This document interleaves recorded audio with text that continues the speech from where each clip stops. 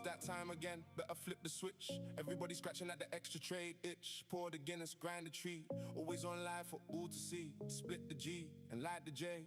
Come with rate, let them show you the way. DJ hours or buy the book. Nowhere to hide, come take a look. Rake trades, the bake trades, it all gets done while the man chills out under the Puerto Rican sun. Chat cooling out for one last trade. When the DJ now a sign flashes, it's on the way. Load up the Evo, contracts times 10. Look for that failure, trigger and do it again. Break out of the range and keep on with the trend. We're here doing DJ hours with all of our friends. Every day if we're green or red. Sometimes you just got a hood rap DJ shit with your friends. Pour that Guinness or spark the J. We're gonna DJ with the sign on either way. Every day we got more down. We're gonna yee an evil and go for the crown. Yeah, pour that Guinness and spark the J. Time for DJing. I was the rake trays. What up, what up, what up? How we doing, everybody? How we doing? Hellboy, what's up, man? Luke, Paul. I'm in probably a really poor trade here, just to start the stream with a little caveat. There's every potential for this thing to squeeze. I'm watching VIX. It feels like if Vol gets crushed, we could see like a really rapid ramp kind of move. So I'm a little bit antsy just in case. I think we're in a really precarious spot. I don't love this little counter intermediate trend short here. I'm actually quite nervous about it. Which is why I have an incredibly tight stop on the old NQ short here. So we'll kind of go over that. But I wanted to see if I could just catch a little scalp at the least. But if we do get kind of a sell back on ES back towards the balance, I can maybe get something much bigger because it's NQ and it's more volatile. Anyway, what's up, right guy? Cutie Moro. Vish, what's up? Thought you'd been along. Yeah, I caught one on MNQ when I exited my ES short, and then I took it off right here at 70, and then I was like, you know what, I'm going to watch and see how this kind of stalls out here on ES. This is kind of a major inflection point from the morning, so even though right now on this afternoon profile, can you guys hear me? I'm not sitting super close to the mic, so I wanted to make sure I... Give me a little mic check, action.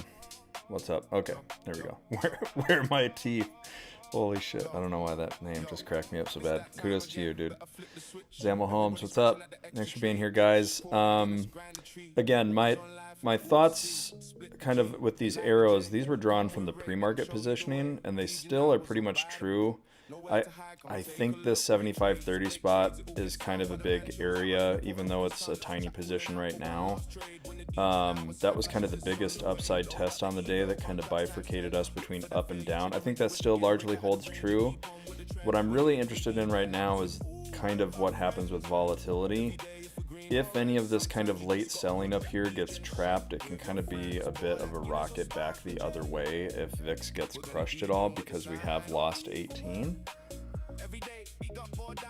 Excuse me. So I'm a little bit wary of this being like a really violent snapback potentially, but it looks right now like we're picking up some momentum, which is kind of expected in this range, which you can see these arrows kind of back to this balance here, which if we look left, I think, is kind of a spot from the morning that was a balance, which is what these arrows are referencing, was kind of the pre-market positioning. Do we just oscillate and kind of chop and range around this balance area into the close? Could be. What I'm wary of is like this absolute face ripper vol crush move back up here towards like 75.50 or something in short order, because every time we dip, volatility expands, the straddle can pick up a little bit more range, and that just means more fuel to the upside to be priced in if we do get a strong bid. And we talk all the time about what happens when volatility gets crushed quickly. You get that natural buying. Obviously right now we're getting a little bit of a spike in the VIX as it has kind of moved lower.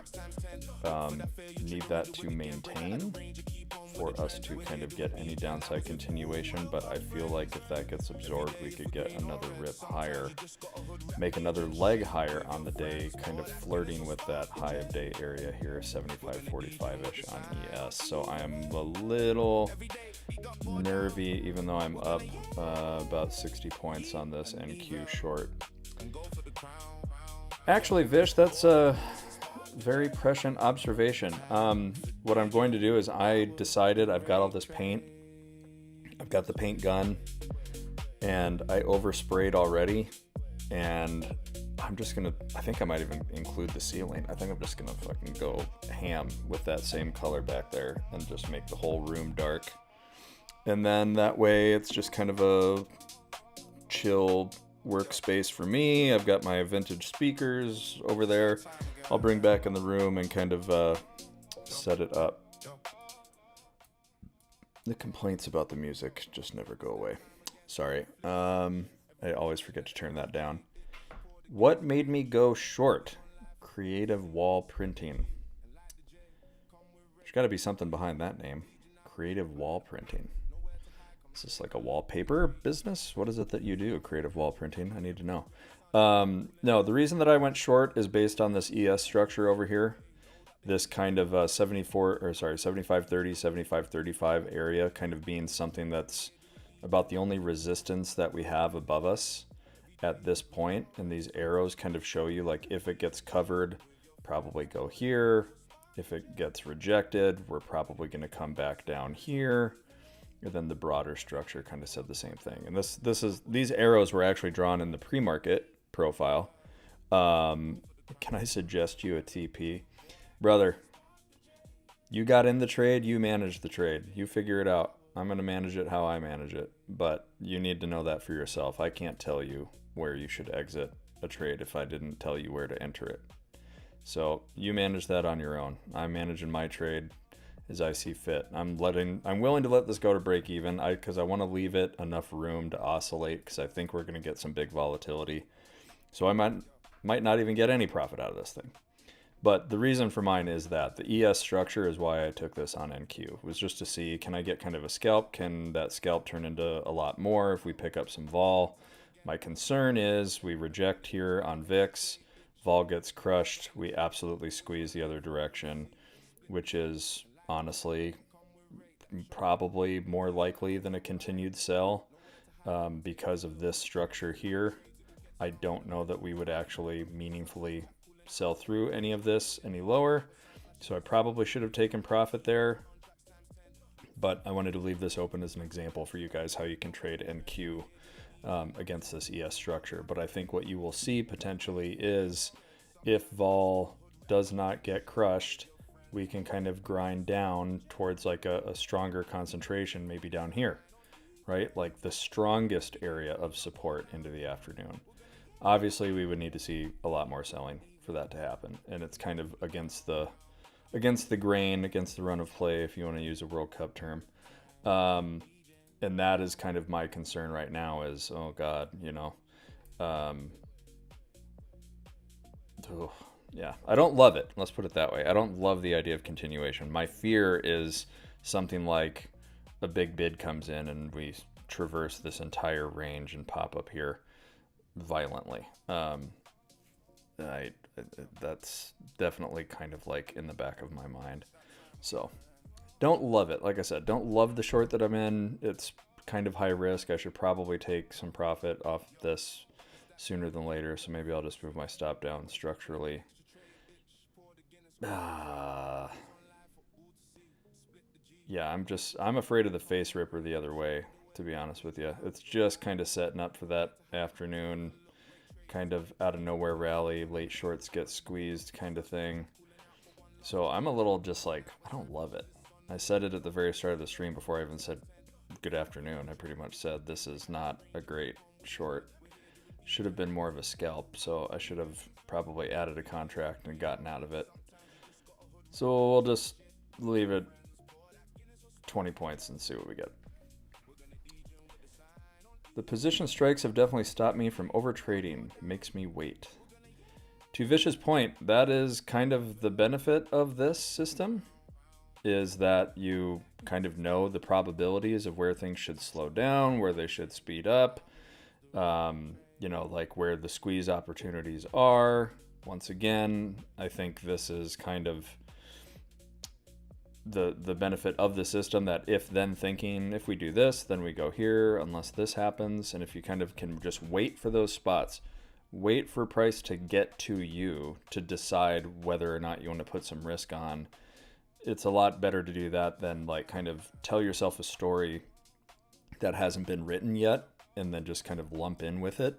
If you can't be patient, you're opening yourself up to all sorts of potential issues. So I think for me, that is the single biggest thing on the day, is like these if-thens. So depending on what you did in the morning, opening up here, we obviously had like a strong potential to kind of go way higher on the day, right? But I was looking to say, well, what's the next test that's kind of the one that matters from here? Because we opened a little bit higher on a bit of a gap up. I was actually looking to see like, okay, what is the thing that we have to cover? And do I really think we're going to just go for it right in the first 30 minutes of the day? Or do I think if there's a rejection, where would it happen and where could it go to? And that's why I took the short this morning. Holy shit. Ew, volatility, baby. Oh my God. But again, we're getting into this kind of positive area. It's absorbing that volatility. You're seeing us bounce right back very quickly, which is the normal expectation on a big vol spike. So now we want to monitor for persistence of vol. If that vol gets crushed, this is the kind of boomerang we do not want to be sitting through. So I'm going to go ahead and move my stop down, because I do not want this snapping back in my face the other way too violently, which is 100% an expectation for me now. I'm going to take my 50 points or so and get the hell out of Dodge, because now that we've got that vol expansion and you got the absorption and it comes back the other way, it can kickstart a squeeze move, which I do not want to get caught in. So what I want to see from here, guys, is I want to see this vol spike keep going. I need to see volatility keep expanding rapidly, persistently. Otherwise, if that drops at all, you are going to see a V-shaped recovery off of a big wick like that, and we don't want that. We want the momentum of the ball dropping into the trampoline to do a little bit of this instead. The risk is it never comes back down, and that is how things get squeezy off the back of a really volatile move. So let's watch this one play out. Exciting times. Yeah, but QD, my second chance to take profit. I mean, like, this is why I was in the trade for, like, could it go more? And I didn't have a limit order set because I want to see, how much of this range we get back down into. And if I would have had a limit order, I'd probably be happy with that exit. But what I want to see now is, does this play out? Are we trapped? Do we start playing in this sandbox back down here on ES, which should naturally lead me down into this area for even deeper profit? So I'm willing to let it go. This is also the thing, guys, where like, if you're going to scalp, to me, scalping is like, I want to scalp with size. So I'd rather be in two minis, trim one, leave one in profit, right? Instead of just one contract. Because when you're only in one contract, you have to make a business decision. You're either taking the first trim and being happy with your profit, or you need to just kind of let things run and hold a little bit longer on that single contract. When you're playing two, it's easier to like make that first trim, hold the other one at a decent spot, and then you're full profit. You're never really in any potential drawdown. And this trade basically has had no drawdown. Don't get me wrong, I'm not mad at it, but I probably managed it poorly. What's up, Devin? Yeah, here's the thing with Iran, guys. The risk to Iran is not now. The risk to Iran is what happens later. So, like, all the stuff, like, the reason I've been shouting in the Discord that I personally am long oil for the last, like, 3 weeks is because, like, everything coming from this conflict that has happened has not actually hit the market in a way long term that it will. So, like, I'm going to stay long oil. They could announce that they signed a ceasefire and a peace deal tomorrow morning, and oil will go down again, but eventually it's going to go back up. There is going to be a hit from this, and they can do what they want to try to save this before the midterms. It is going to hit. It's a given. I do tend to think personally, Iran headlines aside that have mostly been absorbed, despite restarting the conflict, earnings season will matter more. Are the big businesses profitable? How does it change the AI build out? Meta's already kind of signaled that we're going to start selling compute, which means they probably went too big on the hyperscalers. So if there's any word that CapEx is actually being reduced and they're not going to spend as much CapEx on build out for AI, that's like a net benefit to investors. You'll see those stock prices probably go up on the Mag 7 names. So I think that's the intermediate stuff. I think whatever volatility we get from this isn't the true, like, Iranian conflict impact, personally speaking. So yeah, I think the fact that we escalated to the point that, like, salination plants have been hit, which puts the civilian population of these Middle Eastern countries at risk because of water supply, drinking water, blah, blah, blah. That's a bigger sign of long-term escalation. It doesn't matter what they do near term. They stirred up the hornet's nest. This isn't going away for probably a decade. There's going to be shit under the surface. Everything's going to seem calm for a while, and then something's going to kick it off between a couple of those countries, and there's going to be regional power plays going on. Who gives a fuck? What am I using to long oil? Just crude. I've got some calendar spreads, basically. I was short the front here near term, and I'm long the back end into the fall, into the spring as well. Yeah, so this is the risk I was talking about. This is probably why I'll get stopped right here, and then maybe it makes another leg lower. I mean, I should really just set this for 50 points, like I said. There, 50 points. If it stops me, great, but the risk here was the squeeze. This arrow. Does this just keep ripping off the back of that initial volatility bounce? Does the ball never come back down to the trampoline? And that's what happens. That's why you get a lot of V-shaped recoveries, right? You have such a rapid volatility expansion, and it gets absorbed, and the immediate response takes you back, and then it just kind of propels momentum back up the other way. That's the risk, and that's fine. What I'm hoping to see, though, is this, where it just kind of says, I don't have enough momentum to actually escape. Gravity takes over. I come back down into this bigger balance down here, and I get chopped to death. But the opposite scenario can possibly play out here, where vol gets crushed so badly that it actually leads to an even bigger recovery than this one, right? And we actually go all the way back up to high a day or beyond. And everyone will sit there scratching their head going, well, how did that happen? Look at that big red candle. Well, that's how it happens. You're in a range as well that you guys can see. It's all short positioning. So we get this kind of momentum in these areas, right? Like these are the dynamics of, like, why these things happen. If you want to know why it happens in some ranges but not the other, look no further, right? We talk about this every single day. And it probably shouldn't be a surprise. If you guys have been here more than once, if you've attended this stream more than one time, nothing I'm saying today is going to surprise you at all, right? Everything about the positioning from this morning made it highly likely that a failure at any point up here meant that you could cascade back down until you got to a spot where it was more supportive. And when you look at where we slowed down, I'll have to get rid of all these drawings. We'll go look at the pre-market positioning versus the intraday. Okay, so bear with me. And honestly, if you guys are in a trade or you followed my trade or whatever you were doing, if you decided to go short because I was short, it worked out for you short term. Did I give up about $1,000 of profit? Yeah, so what? I wasn't expecting that rapid of a sell, so I wasn't positioned for a fill order down here, and that's okay. If I get stopped right here, great. It's profit. Profit's profit. Anyway, this is the pre-market profile. So coming in on the day, key strike should be pretty obvious here. We opened over it. The next key strike that mattered to tell the story for higher was here. I didn't think that we were just going to open and just explode. We rejected that area a couple times. I went short right here, and the reason I went short is I was looking for a retracement down to the known balance that I think that we would get to. Okay? So if we got back to that known balance, what happened when we got there?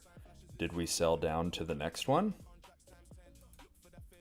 Did we get any extension beyond that? If not, we were likely to come back here. If we covered there, we're likely to go back to our previous test. And let's look what happened. We rejected. We picked up momentum through this entire range where it was red and thin, all the way back down to balance. We got a little pop under there, but then we had everything below us that was technically supportive that slowed that down. It absorbed volatility, right?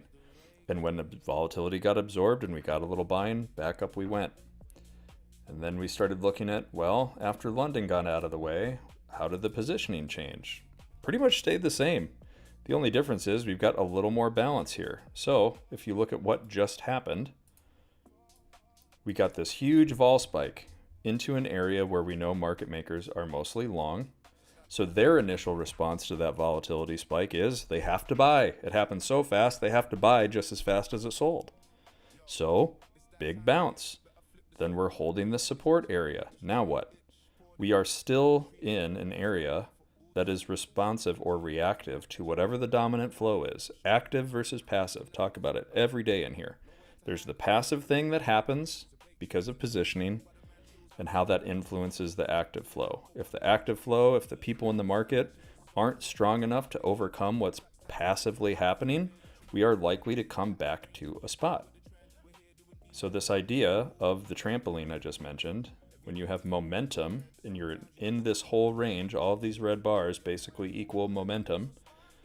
These green bars equal slowing things down, right?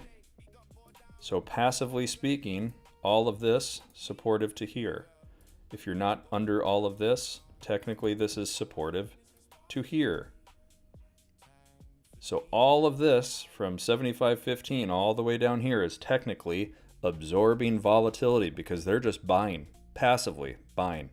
So unless the active selling is strong enough to overcome all of this range of passive buying, we are likely to just slowly drift lower and maybe get stuck just under here, or it absorbs the volatility and any buying pressure that's active can take it up probably to about here, the 75.45 area.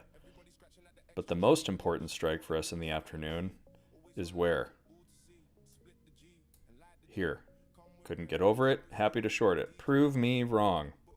Just like this morning, up here. Can't go higher unless you cover this strike. Prove me wrong. Prove that you have enough active flow to get me there. Okay, so if you don't have enough active, if you don't have enough muscle, enough juice to get over it, and you can't prove me wrong, I know where you're more likely to go back to. So right now, we have come back to the most supportive area for now. So if we don't get any more active buying, we're probably just going to range around this place for a while. Might go a little higher, might go a little lower, but we're probably going to mean revert around it. So for all you people who are like probably VWAP fanatics or whatever, you could say, draw a line through most of this price action. What is mean reversion? Reverting to the mean. You extend from one side, you come back to it. You extend to the other side, you come back to it. If you know the positioning is reinforcing that narrative anyway, you can make some educated bets about, well, if it fails to hold that area, where is the next strongest balance for us to come back to? That to me has been this 74.80 area all day. If we get stuck under here and we can't hold above it, and we get some selling. This is a thin range here. This is probably the strongest balance on the day if you're under this, which is why I'm holding the short, thinking maybe we get this drift back down. Maybe we come to the strongest support. If volatility is persistent and stays that way, that's the only thing that can work against all of this passive buying that happens every few minutes. So there's the day in a nutshell. Pre-market plan. Everything was shaped for us to potentially make a nice recovery day. If you cover this, you go here. If you cover this strike, you're probably going to go up here. Right? Big position up there today. Could be magnetic, but you got to prove it. And the longer the day goes on and the longer you're under that strike, you're probably only going 75.45. If you can't cover this one, you're probably going to come back down to this area, 74.15. If you can't hold over this one, you're probably going to be in this range and either still pin it, or maybe on some stronger selling you get stuck down here instead.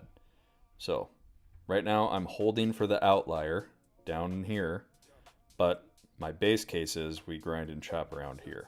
My fear is that we get like a squeeze on some kind of a vol reduction, right? VIX gives this back, it rejects, it comes all the way back down to 17 or something, and then we're rocketing to new highs on the day.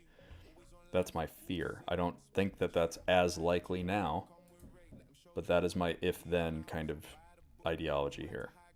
So when you look at the shape overall, it's a lot harder to go lower now unless you get that persistent volatility to shove us and keep us under.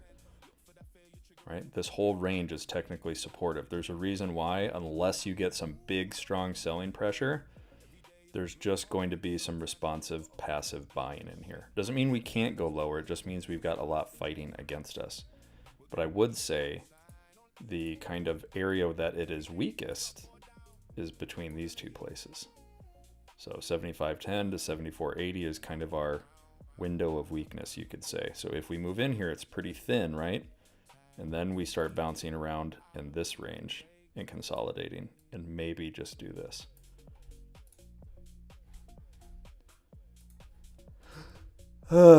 Deep breath. All right. Drew arrows pointing from 74.65 and 70 to ES 7500, which worked out perfectly, but I didn't take the trade. How often do I use my book map? Almost never. I'm not going to lie to you guys. I just don't. I don't need to. I'm sure if I like really dove in and I was more of a scalper. But the thing is it not applying Chris P to NQ? I took the NQ trade based on that ES structure over there.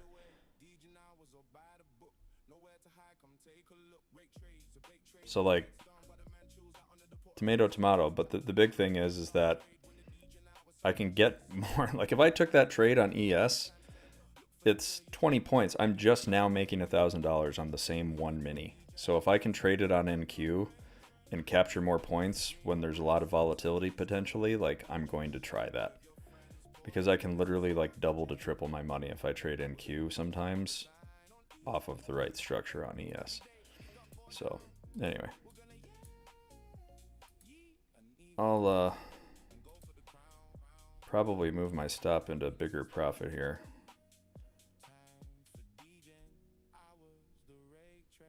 There we go.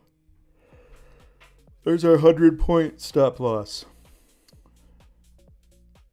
User, there is zero ICT trading for me. What you are watching here is nothing with ICT concepts at all. The person after me, Christian, uses ICT. So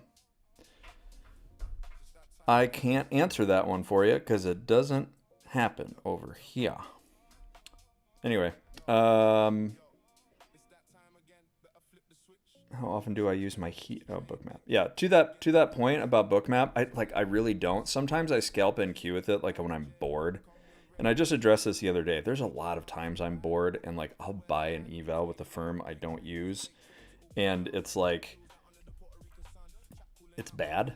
And I see the appeal for bookmap people for scalping. Like I don't know how anyone looks at Bookmap as anything more than a tool for scalping. Like, I don't... Seeing resting liquidity and using that for your targets on the day, or placing your TPs like before there's a big liquidity spot, like where there's a bunch of resting orders or something, cool, you know. Not for me. I just don't use it that way. I think if you're scalping and you're like a volume profile person and you're using it to be like, ooh, look, tons of big sells right there, and there's no more continued selling volume, so if price gets over here, then I'm gonna target this, and you use it that way, I can totally see the appeal there. I, like, personally speaking, I'm just not there with it, because I have just as much success ignoring it completely, right? And looking over here and using that probability framework of, well, if I know that all of this is pretty supportive and is absorbing volatility and should be kind of buying and holding, I know that, like, depending on how much time there is the rest of the day and what the environment is, it's less likely to go lower. So this is actually a decent spot to catch like a long scalp, or to trade back at least to this place on the range. Using Bookmap doesn't change that for me. So I wish I could be more of an advocate for it, and maybe I just don't know enough about it. I haven't honestly taken a lot of time to like study it and all of the things that you can do with it, or the different types of things available in there, like indicators in that platform.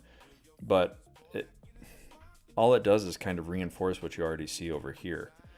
I don't necessarily need it to confirm or deny the behaviors that I'm expecting, because for me it's like that same thing I just talked about. Like, prove to me that you're going to go through here. Does everything that I know about the day and the structure of the day tell me that it is more likely for you to keep going from here in one big shot at the morning open than probably like revert back to where? So that is why I took this short up here this morning, and why I also wasn't expecting us to go meaningfully deeper than here, right? So if you guys are new here as well, I've probably covered a lot of ground, and I do a very bad job about like making sure I introduce myself again and all this stuff. So if you are new here, hello, my name is Mitch. I am the kind of resident Gamma geek. I trade off of what's called market maker positioning data. So if you look at people that are placing bets in the options market with SPX specifically, and you know that market makers provide that liquidity for those people, and they hold those positions over days, weeks, months, and they have to hedge those positions by virtue of being a market maker, right? And you do that to the tune of billions of dollars every day. When you trade billions of dollars of minis in ES, you tend to impact the market. So if you know where market makers are positioned and how they hold those positions, which means you know how they have to trade futures around them, you can take some really high probability trades and really define your risk quite well off of that framework, which is what I do. So what I tend to do before stream, when you guys are watching Jake, is I trade what's called the pre-market profile. Okay, how were things held from last week, overnight, into the day? Those are the things that are generally kind of the structure of the day. Where did people place their bets? Where do those bets lose probability of profit or not, right? And then how do market makers holding those positions have to react, and what makes it more probable or less probable, okay? Then I draw this big blue line and I say, after the London close, when there's a bunch of people that are no longer participating in the market, what are my key checkpoints that say before the market closes at 3 p.m., right? Before it closes, I'm sorry, I'm just going to make this NQ thing tiny for now, so bear with me. If the market closes at 3 p.m. and we know that there's a finish line over here, you've basically got from this blue line to this blue line to move around. And if you look at these positions as like a map of potential paths that you can take, you start doing this thing in your head where you go, well, if I'm over this strike, I'm probably going to go here. If I'm under this strike, I'm probably going to go here, unless I get stuck under this one too, then I'm likely to go down here. And then you start doing this if-then thing. So you say between now and the rest of the afternoon, I've got all this weighing down on me. If I'm under here into the afternoon, I've got all this weighing down on me. If I'm under here, I'm probably going to go here, but definitely not under there. And I've only got so much time to do it. So if you understand the dynamics of these things, you can take these trades and pretty much game a path out. If this, then this, unless this. Right? Same thing this morning. If we hold over here, then we come here. If we cover here, then we go there with a potential to go up here. I took the short thinking, that's kind of wishful thinking to me. We held this, which is why we got the initial pop, but if we can't hold here and we reject it, we're probably going to come back to our main balance, which we did. We tried to hold it a couple times, sold down to the next big support, then London closed. Got this little drift up and we knocked on the door. We knocked on our key strike from the morning. So if we cover it, we're probably going to go here. But if we don't, we're going to come all the way back down here with a potential to here, which a potential to here. So yeah. Anyway, that's me. That's how I trade every day. 2 ways, both directions, long, short. I'll take a butterfly trade like I did today. I technically right now, if you guys want to know, these other numbers here, like 74.40 to 74.80, this is the SPX price. So the trade that I am in right now on SPX, if you want to know, is, let me see my actual,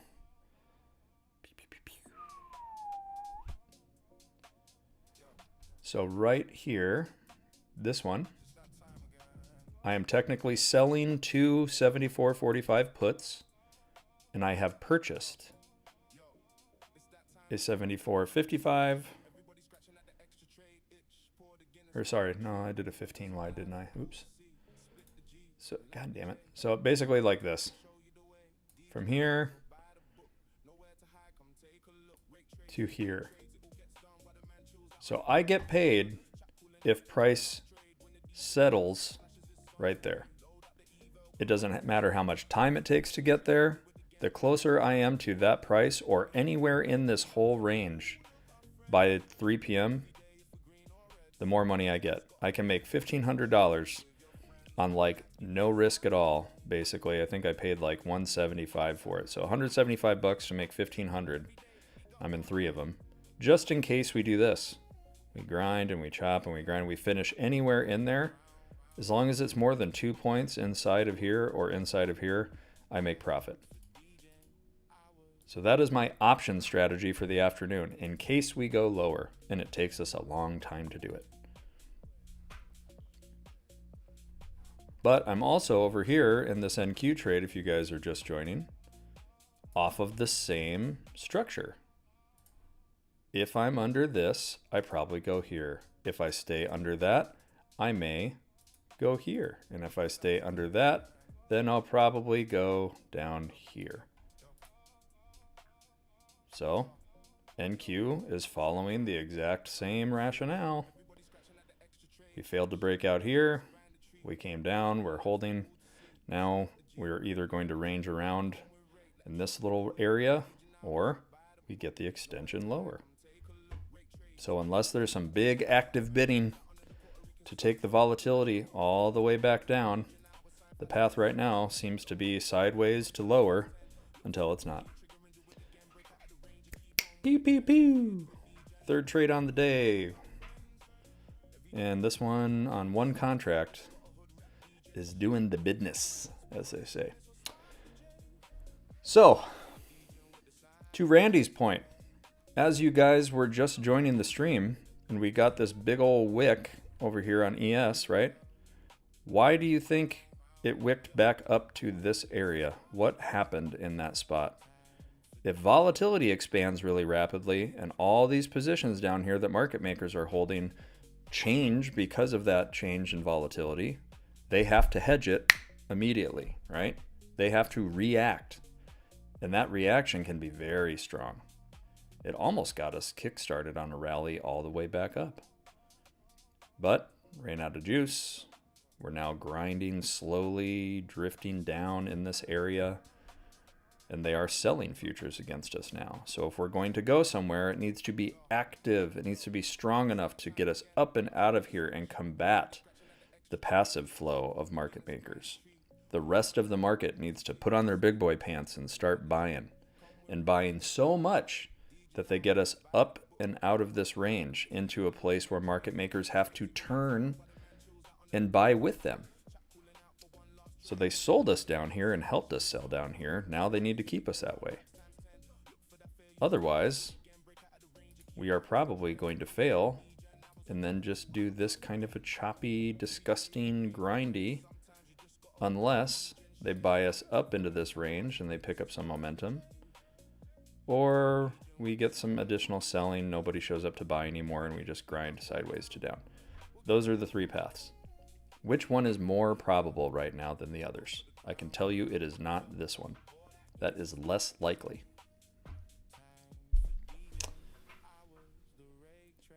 What is my win rate with this method of trading?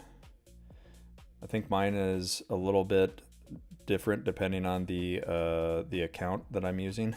Like props, I will admit I am a lot less rigid with my risk management. My SPX trading is probably like 75%.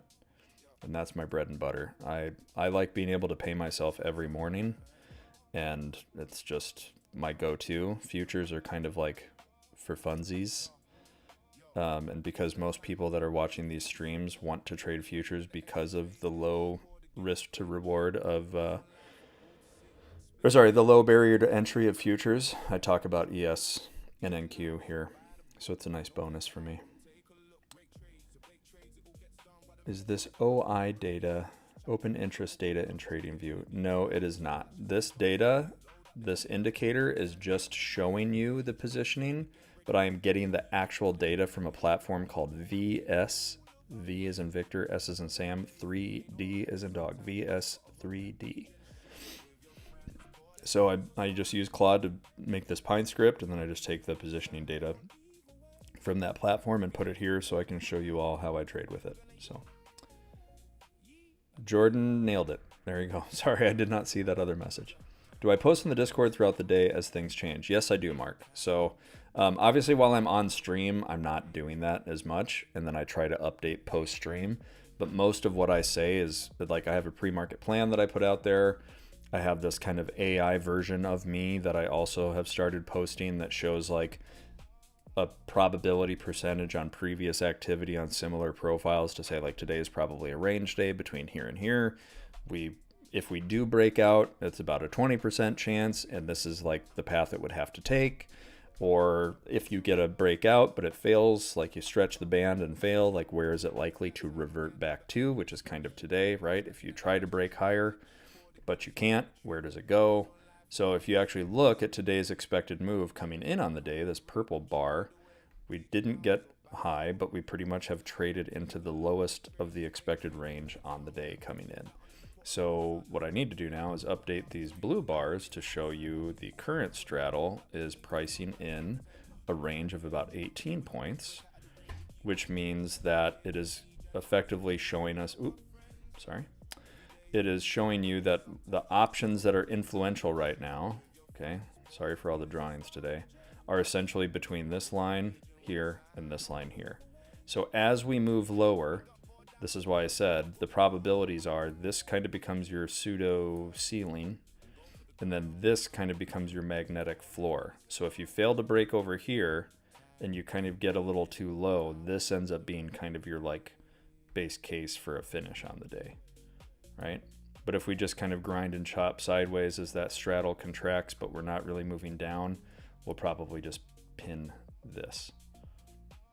So the straddle is telling you what is actively being priced into the market right now. Like what positions are market makers actually trading and are trading around, or what is influencing their trades right now.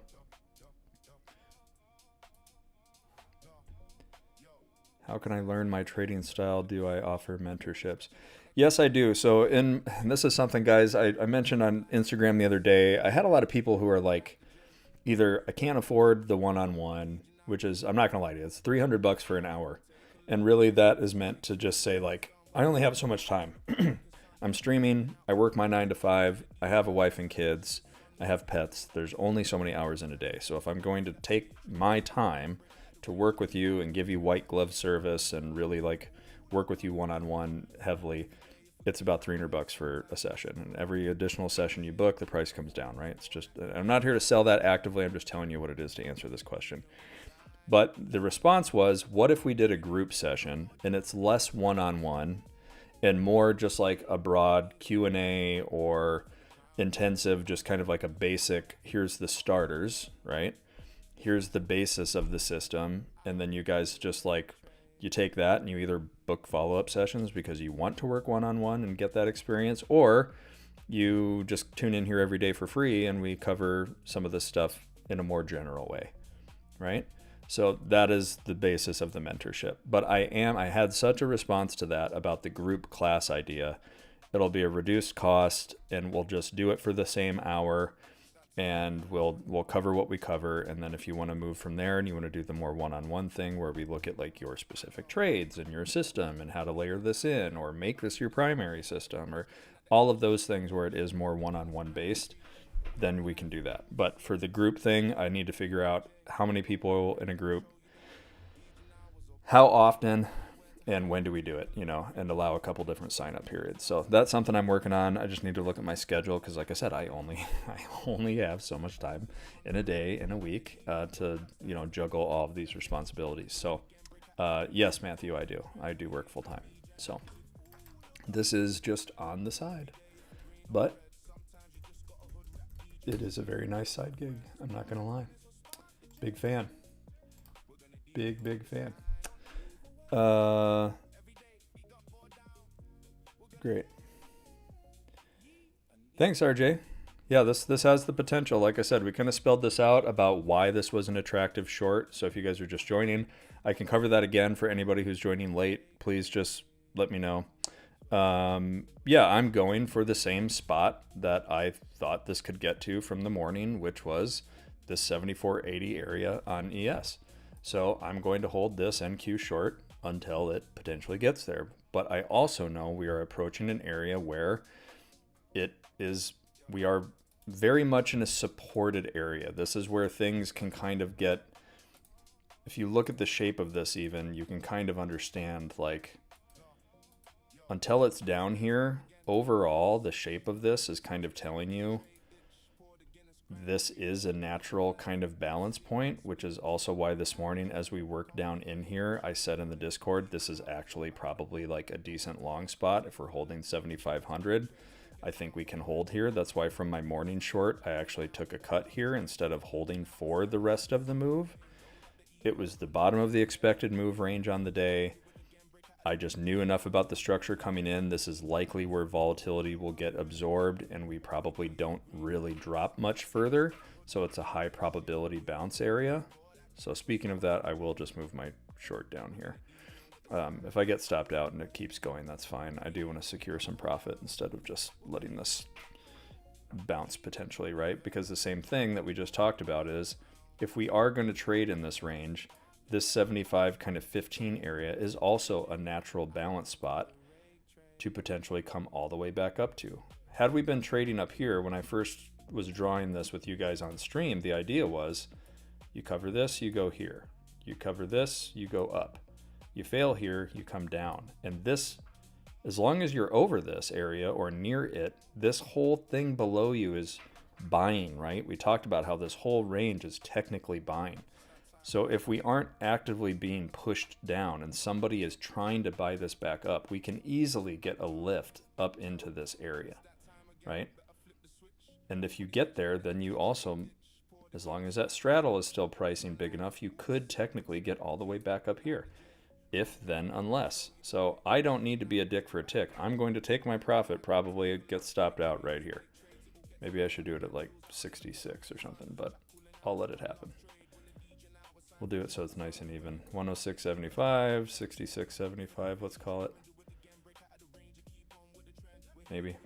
Can't do it. Screw it. Anyway, but again, this is kind of the expectation. If you're not under something, you're over it. Where does it want to point you to? So again, coming all the way down here is kind of dependent on getting stuck under somewhere.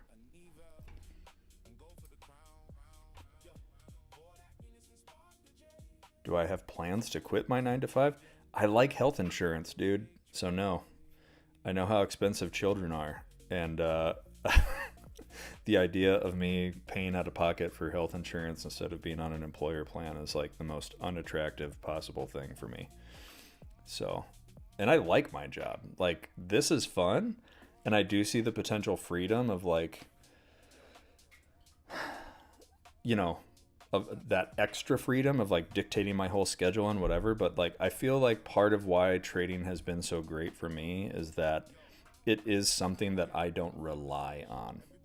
It's a nice to have, and it's fun to have a skill, and it's fun to learn and have this other thing. If you're an ADD person and you like hyper fixate on something and you're researching and you're learning and you're like, I get into that. Trust me. I do it with speakers. I do it with movies and projectors and surround sound, like everything that I'm interested in. Sports, like getting into data science on soccer because I'm a soccer fan, and like expected goals, expected assists, and all of these different things.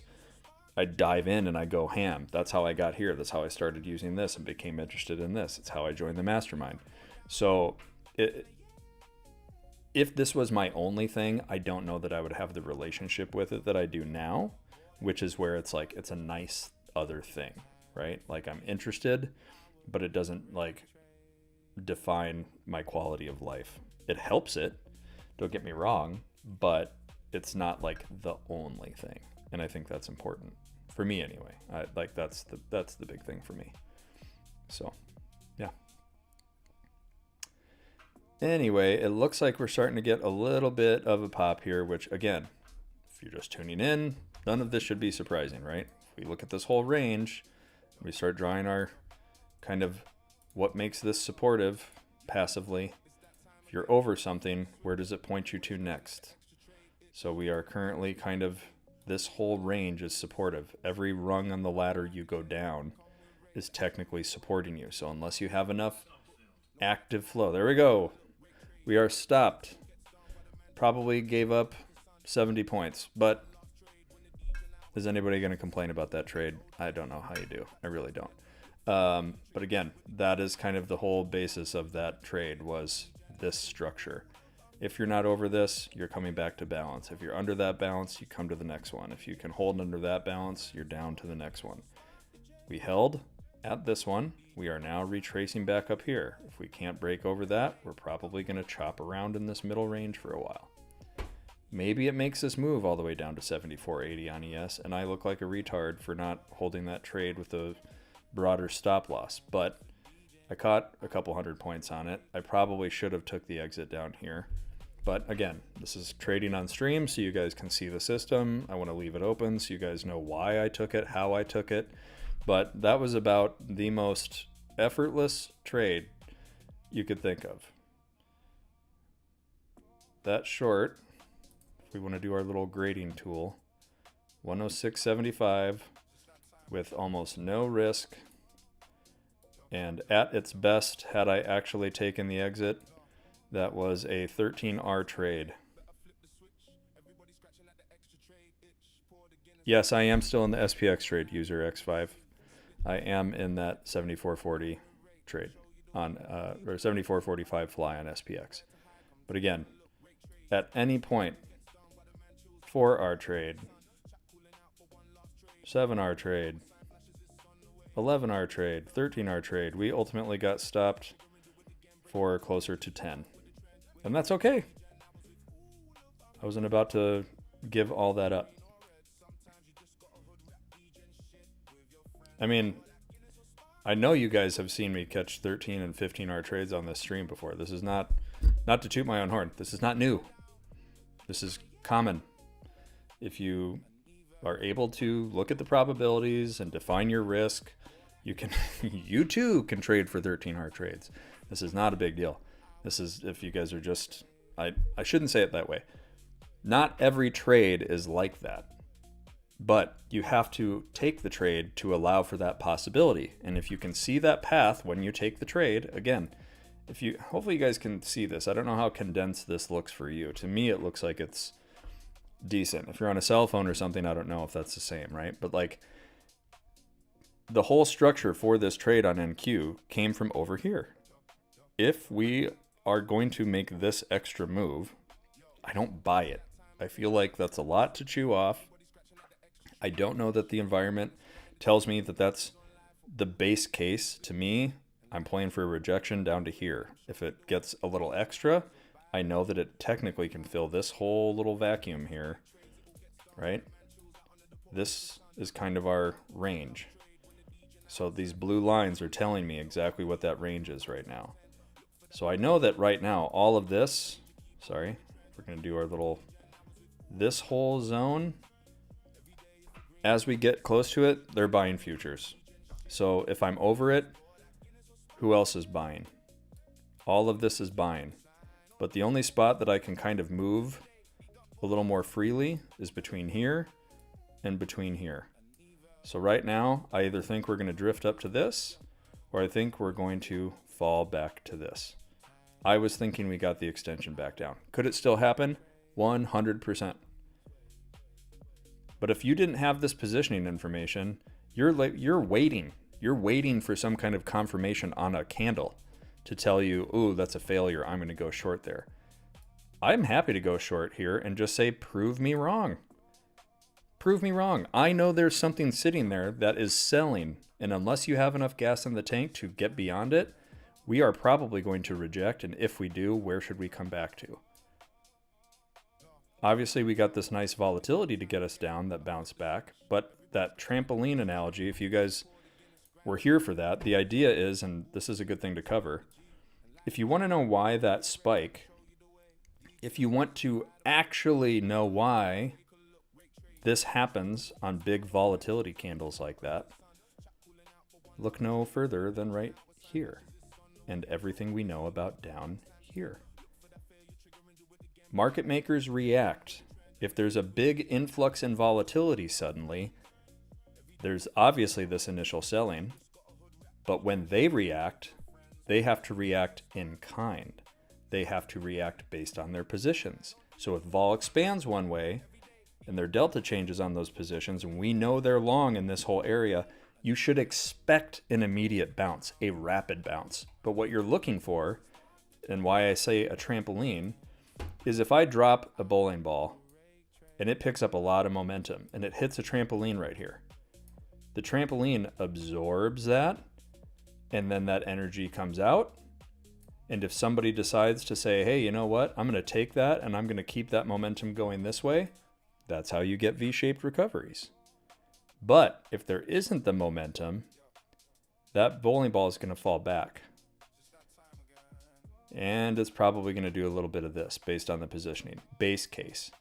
But the thing that we know is if the momentum gets stronger and someone keeps pushing, we're going to rip through the bottom of the trampoline and we're going to start going where we go until there's another trampoline.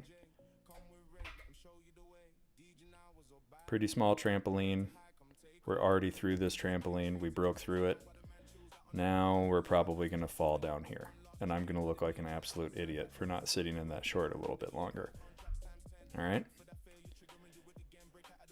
Every day there's a new analogy coming out, but like I don't know how much more I can hammer it into you guys. That like this stuff is probabilities and if then.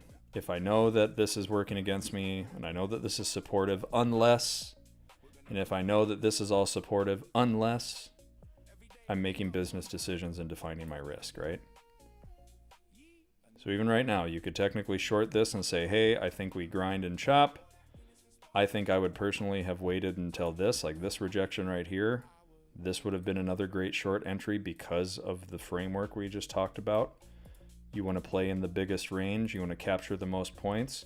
This little wick rejection here of this 75.15, because you know that this is kind of a key strike. If you're over it, it should be supportive. If you're under it, it's a resistance. And that tells you this is your range. And if you break below this one, now this is your range. So a short from here can get you 15 points, potentially 30 or more, right? Anyway. User, you can ping me and we can talk about that. I've helped a few people come up with how to leverage Claude to get an easy Pine script to do that. But yeah. If you guys have questions, let me know. Otherwise, I'll just do this here. It's just ES. It's just ES. NQ is too different, but I'll look at NQ and take the entry like I did today based off of what's happening with ES. You just have to know that NQ is a little more volatile. You might have to give it an extra 15 points or something, but generally speaking, they follow each other in this way. So I'm just going to throw this out there. If you guys want the pre-market plans, you want to come in on the day and know what I think is going to happen and what the key strikes are and blah, blah, blah, you can follow along in the Discord. You can sign up there with code STREAM, and I think you get a discount. If you want to follow me on Instagram and get the end of day reviews that I post there, and then there's a link in my bio there. If you guys are on your phone and you can't scan the QR codes or whatever, I don't know how that all works, but that's where the WAP is. And I will post a little story to my Instagram if I schedule those group classes and the signups for that, for the mentorship. And hopefully we'll get that done this week. Maybe do something the end of this week or the weekend when more people have time. I'll probably do a poll first and see what works for most people and see if we can do so far. I think I would have to do it like probably max 30 people, and then do a different one, because I think I want to keep it to where there's not so many questions that we don't have enough time to get to them, and then also just kind of have that kind of basic framework. I think 30 is a good number, so stay tuned for that. Otherwise, also stay tuned for Christian. Christian is about to start. So whoever was in here earlier asking about ICT trading methods, he is going to be your guy. I do think, just to wrap it up here quickly, my base case, if you care, afternoon is kind of saying probably a steady drift down to settle around here and then maybe play in this range, or we kind of get stuck in this tighter range and pin around the 75.15. I don't really have a view any other way. I think the strongest case is to kind of get ground down into here, this kind of bigger concentration. I think a steady sell absent strong enough buying kind of gets you there. Yeah, that's it for me. Otherwise, probably a drift up into this kind of 75.15 area if you get some bidding. It's entirely possible. So, all right, that's enough for me. Sorry, Christian, I'm 2 minutes over, but stay tuned for him. Thank you guys so much for being here. Thanks for joining. Make sure you like and subscribe to the channel. Support everything we do here if you want more of this free content. And also make sure to use code RT or RAKE at your favorite prop firms. I will personally shout out Lucid, who moved me live. We've got Tradeify's got some great accounts. And then also the account that I caught this one on was actually a My Funded Futures Pro account. So trying to run that up on a big buffer so I can get the nice 2-week payout. So anyway, that's it for me, guys. Enough goodbyes, and we will see you tomorrow. Bye-bye.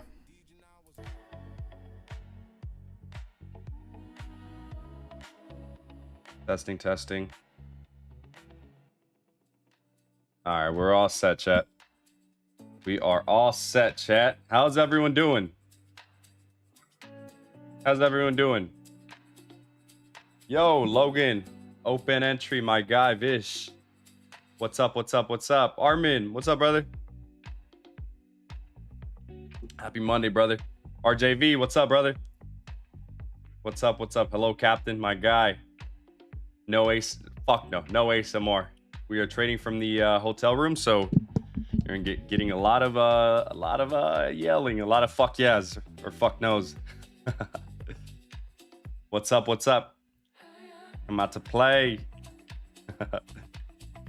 Let's see. Norpez, my guy. What's up, Victor? Yo, yo, yo, Kevin. Happy Monday. Ovidu Papa, my guy. Ovidu Papa. I recognize. Are you by any chance? There's this other. There's this girl that got a giveaway. Her name was like Nicole Papa. Are you the She mentioned that you, or not you specifically, that her dad was also watching the video. Oh shit, okay, fire. That's interesting how I recognize the that's funny. I recognize the last name, Papa. So yeah, shout out to you, brother. She mentioned you got her into trading, so that's amazing. That's nice. Jordan, my guy, what's up? Paul R, my guy, what's up? So yeah, we're trading from the hotel room today. We got yeah, amazing views today. Got any morning trade? No. So I haven't traded AM session, which is essentially my bread and butter since last. So it's been all of last week I didn't trade AM. Today I didn't trade AM. Yesterday I was literally in bed around 2-3 a.m. and I set my alarm for 5:30. But as soon as I set it, I literally laid down and I was like, you know what, fuck this. I'm not gonna wake up and put on risk. I'm not gonna be well rested, right? And then on top of that, I have to drive home today, so I got a full 4-ish 5-hour drive home today. Yeah, I didn't take anything. I should be back full on tomorrow. Tomorrow will be my first full day back. PM is moving checklist right now. What's up, Praga, my guy? What's up?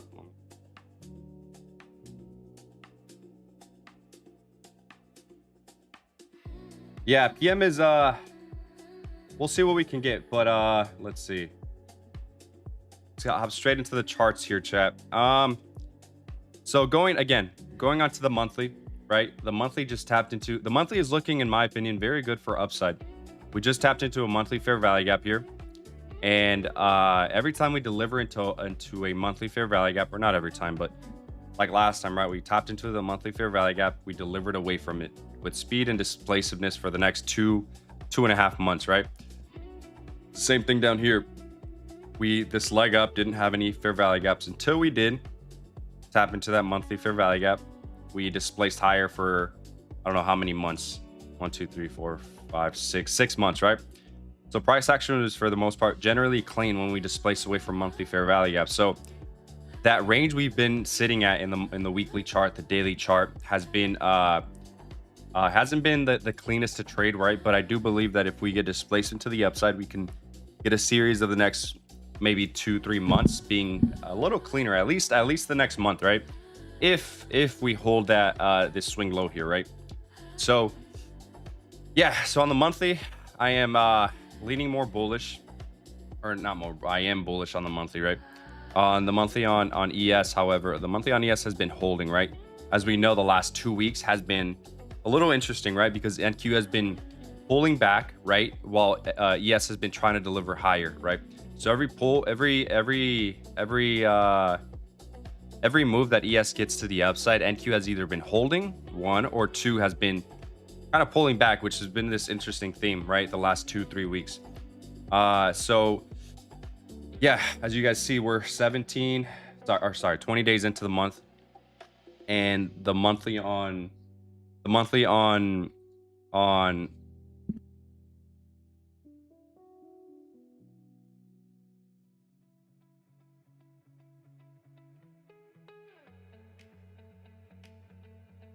sorry, chat. So yeah, the monthly has been literally hovering around the opening print, right? While NQ has been, it's literally at the lower end of the range. So that's one thing to consider on the monthly. We haven't yet tapped into that monthly gap entry, right? Which we did here on the last move we had up.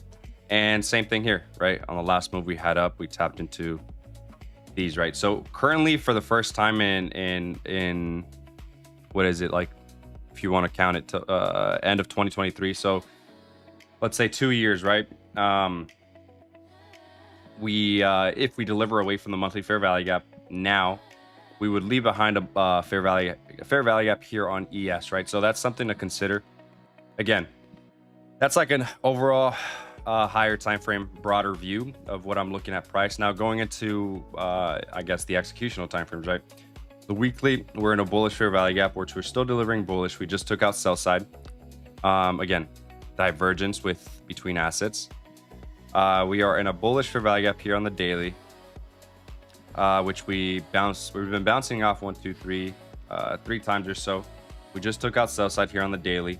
looking at the daily, we have an unmitigated bearish fair value gap here at the 218 level, or what is it? No, 220 level. We have a bearish gap entry that I think price has the that's essentially the low-hanging fruit for the daily, right? If we want to continue lower, we should trade higher to then go lower, right? Or if the overall higher time frame just wants to continue delivering bullish on the monthly and deliver away from the monthly fair value gap, we should just trade higher, invert this bearish gap. And if we invert this bearish gap, like I mentioned last week, I do see us tapping into these relative equal highs, which I'll go into here on the 4 hour. These highs here look amazing for targets, right? Considering opening up a swing, but I need to see more displacement from this this action here. Yeah, so on the 4 hour, it's a little tough, right? Because on the 4 hour, we are, I wouldn't say I'm leaning bullish. That's the thing. I want displacement on every time frame, right? On the 4 hour, there's no displacement to the upside. We're still delivering bearish on the 4 hour. We're rejecting this bearish gap. We're rejecting the swing high. And let me see. Let me pop up chat here, making sure it's still playing. I have chat on another screen, and I just want to make sure I'm not just yapping just to yap. Let's see. So yeah, we are in a bearish gap entry. We inverted this bullish gap. We created this order block here on the 4 hour. Somewhat of like this potential higher low, right? We traded higher early into AM today.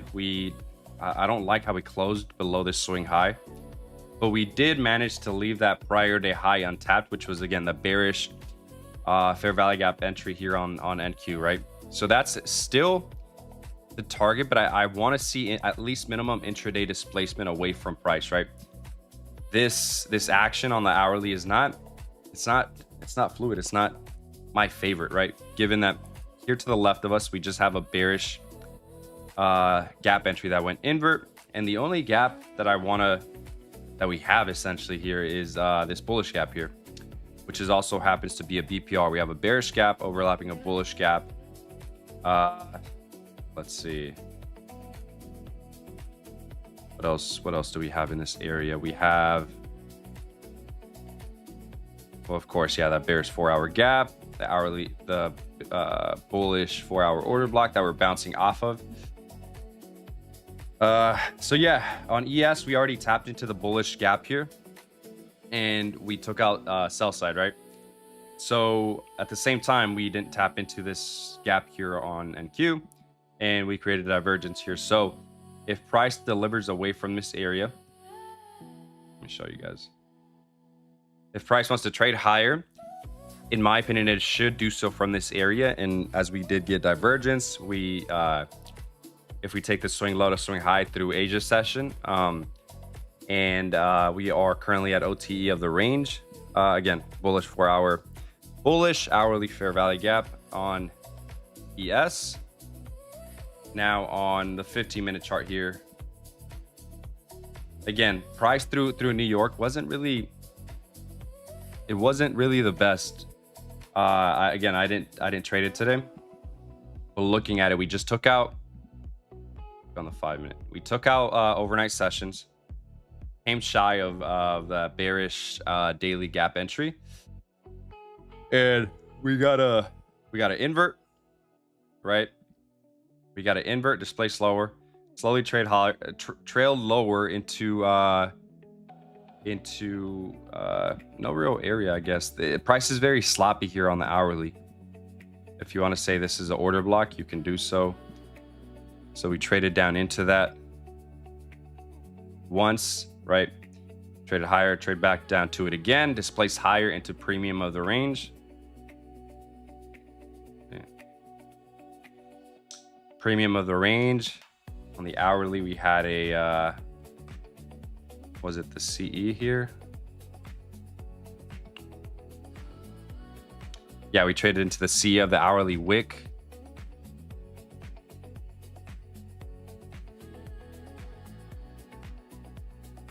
Yeah, so C of the hourly wick just to trade back lower. And yeah, so we haven't really been delivering fluid on the hourly or the 4 hour. Yeah, so today's session, me going into the session, I want to see more from price, especially given how the hourly and the 4-hour has been trading, right? On the, like I mentioned, on the higher time frames, monthly, weekly, daily, I am leaning more towards the upside, but the 4-hour and the 1-hour have to essentially confirm that, right? And how do we essentially get that confirmation is through fluidity and price. I want to see price deliver higher. I don't want to see this. Currently what we're getting on the hourly is this, right? This is essentially the hourly, which in my from when I look at stuff like that or price like that, it essentially looks like a bear flag, right? We got the big move down. We got the big move down, and we're kind of just doing this. It's looking like a bear flag. So what I want to see from price is if we got to a higher time frame area of interest, what I want to see from it is speed and eagerness, displacement to the upside, that we want to continue higher, right? Looking at price action, show me this doesn't really show me that price has eagerness to trade higher per se, right? So that's kind of what I'm looking at the hourly and the 4-hour essentially for, right? But if intraday action does present an entry off of this ES swing low inside a bullish gap by giving us maybe a 15-minute displacement to the upside, right? And then pulling back into a gap entry to trade higher, then I'd be willing to try to catch a potential higher low into draws to the upside, which if you guys have been tuning in, draws for me, again, like I mentioned, the low-hanging fruit would be the 4-hour or the daily bearish gap entry, given everything I mentioned, right? The weekly, the monthly, and 4-hour swing highs and lows, and 4-hour gap fills, and also the 1-hour swing highs and lows and 1-hour gap fills, right? So on the 1-hour, we have the swing high here, and then the overall target, right? So yeah, so that was a handful of yapping.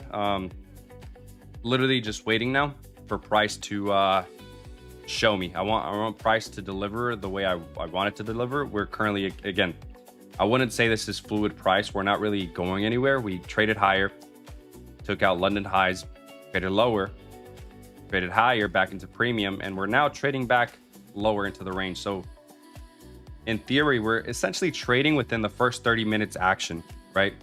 This is the first 30 minutes action. Swing high, and then that, if you want to call it, right, that swing low. We're trading inside that range, so we're not really trending per se, right? So if we do create divergence here with these lows at the 1-hour gap entry, and we invert this bearish gap, and we displace higher via the 5-minute, 15-minute, I would be interested, especially if the hourly candle closes more towards the opening print. I would be looking for longs. So that's kind of the overall, I guess, Lomeli's thoughts coming into the session. Let's see.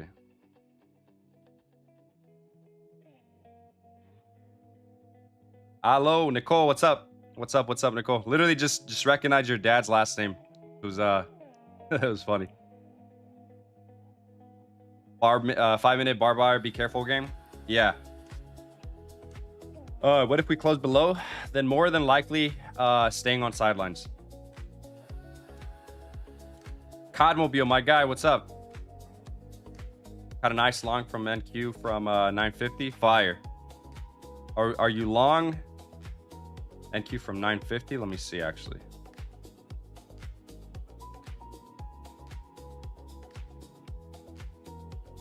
Literally right now, MES? Oh, I'm assuming you caught this one, right?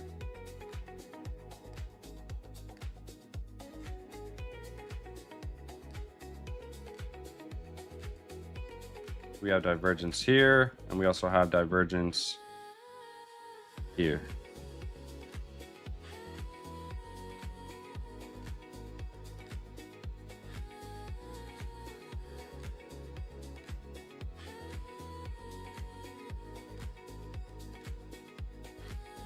How's the 30-minute looking?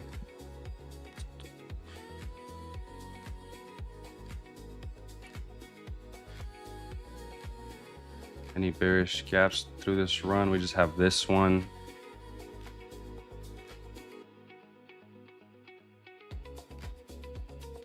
Yeah, I need to see displacement to the upside to consider taking anything. Otherwise, if we still kind of remain in this range, right? Something like this, I'm not interested. What I would be interested, like I mentioned, is something like that. Through displacement, through fair value gap creation on the 5-minute, 15-minute, showing, indicating eagerness that this area indeed wants to get respected, which is the swing low on ES inside a bullish hourly gap entry, inside OTE of the range on NQ, right? And delivering the same little down candle before that move that we've been kind of respecting throughout the session, right?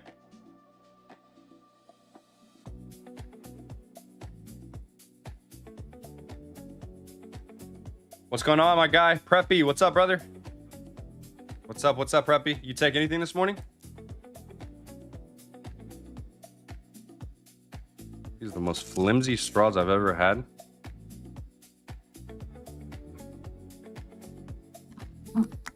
I went downstairs to get a water.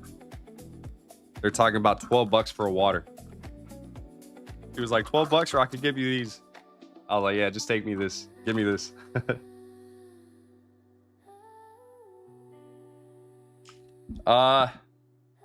Let's see. What's up, my guy? How's morning session? Just got here. Changed my name from Project Koki. Nah, don't worry about it, brother. Don't blink. I like that. Don't blink.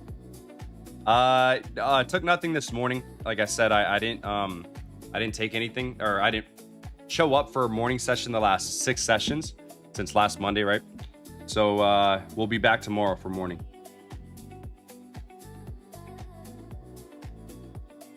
Are you a part of Rake's team? Yes. I feel like quitting trading.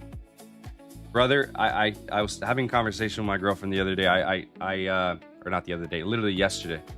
The amount of times I've thought about quitting is crazy.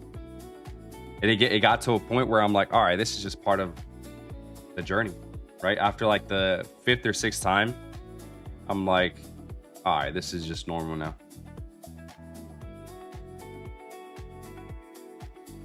Nah, dog, sidelines today, low energy morning, so no trades till the mentals are good. Bro, that's the number one thing I noticed for me with my trading is that mental is everything. How you feel, how you sleep directly impacts your performance. I don't care who you are or what you say. And we seem to be getting displacement away from it, which is nice. But yeah, like I don't care who you are, what you say, how you sleep, how you feel, how you go to bed, the little argument you had over fucking whatever with your girlfriend, with your significant other, with your something that ticked you off, it directly impacts your trading. So being aware of that in the morning is huge. So good shit on you, Preppy. Like for me yesterday, I was in bed at I got to bed at around, what was it, 2 a.m. I went to sleep at 3. I had my alarm set. I was literally this close to falling asleep, and I was like, you know what, I'm not waking up because I'm gonna be all fucking tired, all drained, and then coming into PM stream I'll be all tired, low energy. I'd rather just take it off, come back fully Tuesday through Friday, and yeah, just I guess that self-awareness of me, and I think with a lot of traders, is huge, right?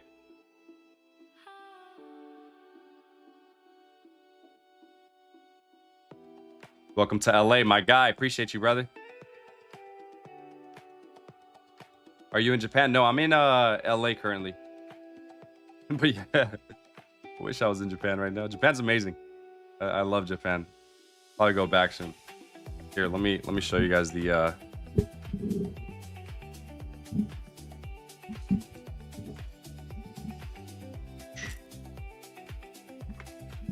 God damn, look. especially if the camera picks it up. Oh shit, the view's actually nice over here. But it looks like shit.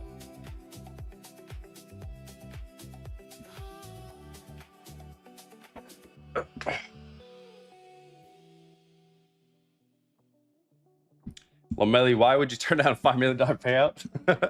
Is it because you were so younger? Yeah, chat, you know what it was? It was I was so much younger.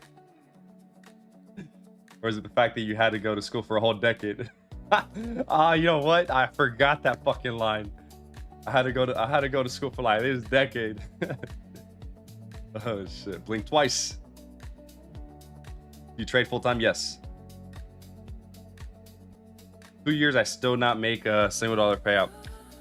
Trading's one of those things, trading TT, that stick with it for another year, and in a matter of a month, not even a month, 3-4 weeks, your actual, I wouldn't say your life can change, but your perspective on this trading thing can change, like in a matter of a week.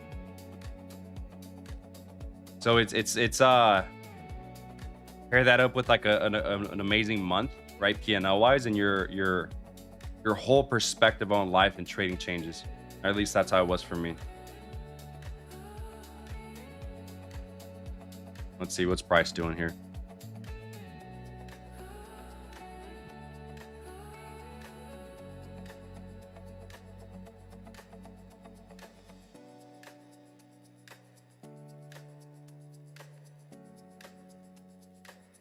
You're not yourself when you're hungry. Eat a Snickers. Yo, I had daily loss on Friday at 1K right at, and yesterday I logged in 30 minutes after open, and I was down like 150. That's got to be a mistake, bro.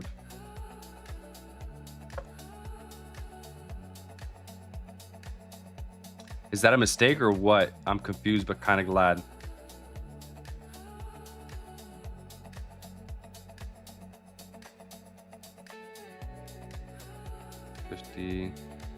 Huh. What firm was this? Young Finesse? But shit, yeah, I wouldn't be complaining. Or was it maybe like the TraderVate issues? I was aware that there were some TraderVate issues that they kind of resolved. I mean, that could be it. Nice talk, Lomeli. You actually got me thinking I might as well cut the PM this time. Already up on the day, but I'm not feeling it. Better stay up. Better stay put. Beto, my guy, appreciate you, brother. Yeah, it's my job here is simple. It's to provide what I'm thinking, and throughout the stream, just provide, I guess, little nugget that might go over a lot of people's head, but I genuinely, wholeheartedly believe that less is more in trading. I think if you trade, and I probably even shouldn't be saying this, but if you trade AM and you are trying to trade every other session, I don't think that's the most efficient way to do. I kind of, my whole thought process with trading is your overall objective here should be to trade less. The hack in trading essentially is trade less and make more. If you can have that, adopt that process, right?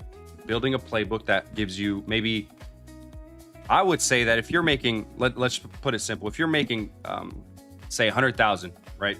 100,000 trading 1 hour of the day versus you have somebody making 500,000, but he's on the charts 10-12 hours a day. I would, in my opinion, I would 1,000% take the 100,000 for 1 hour of the day. That's just me, right?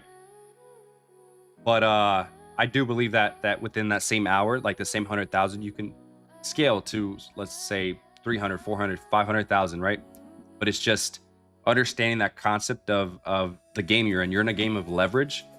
And for me, I try to adopt that mindset with, I guess I was lucky enough early on that I understood the game I was in, right?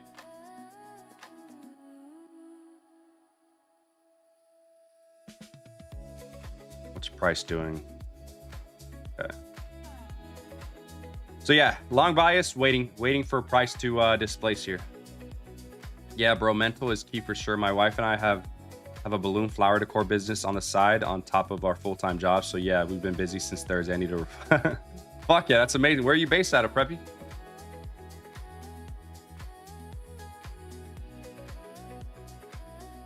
Yeah, I agree. Like life outside of trading, if it's chaotic and not even chaotic, if you have a lot going on and you just try to force the times, it doesn't it for the most part sometimes, not a lot of times, kind of interferes with trading.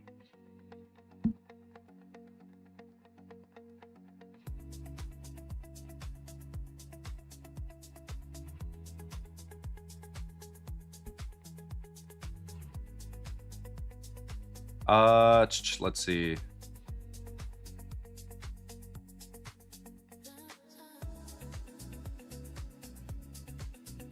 You are blessed. You're so lucky. You're an LA man. My guy, appreciate you. Yeah, I mean, yeah, no, I'm blessed for sure to be able to just pick up and go whenever and stay at nice. I would say these are nice places. But yeah, I agree. Makes me want to like the whole day afternoon yesterday. I was looking at apartments in in specifically like these apartments with like a view. I've always wanted one, and I haven't yet got one, which got me thinking, LA wouldn't be so bad, but yeah, we'll see. Very true. Been trading futures 2 years now, and I got to pay up my second year. First year sucked. Yeah, it's a matter of, man, it's I wouldn't even know how to describe it, but it's just more so on the things change quickly when it comes to trading. You just have to apply pressure. Keep applying pressure.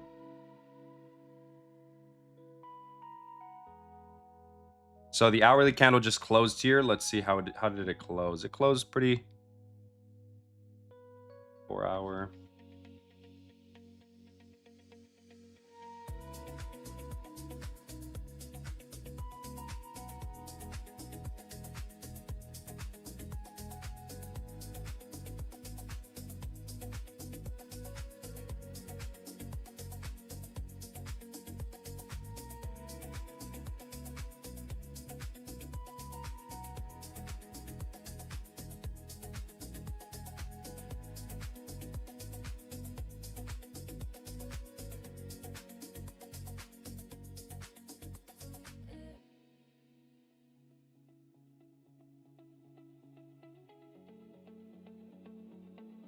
Yeah, I'm just looking at price here, how it closed. A bearish gap here. FEG.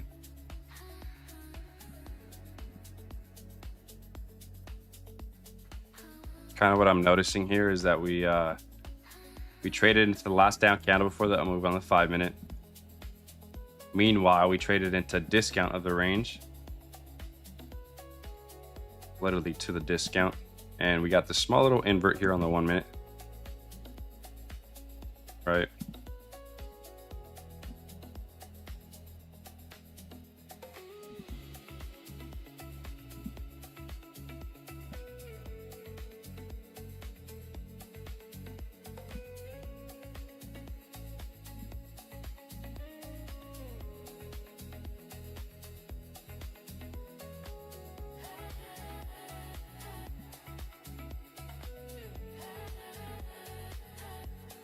Yeah, let's see. If we displace higher, that's when I'd be interested. Otherwise, if we just took out that high to come back lower to take out the low, I'm gonna be a little bit more patient and selective. But again, the profile we've been having all session, regular, it's pretty rangy, right? The first 30 minutes or so, we're kind of hovering in that range, right? So I want to be patient and not get stuck and chopped, essentially.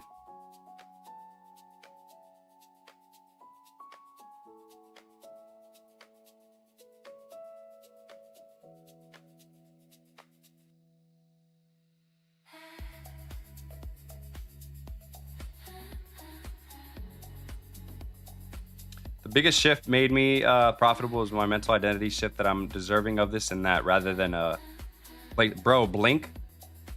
That, bro, that's literally the book I'm reading currently. It's called Psycho Cybernetic. Let me show you guys, actually. 1 second.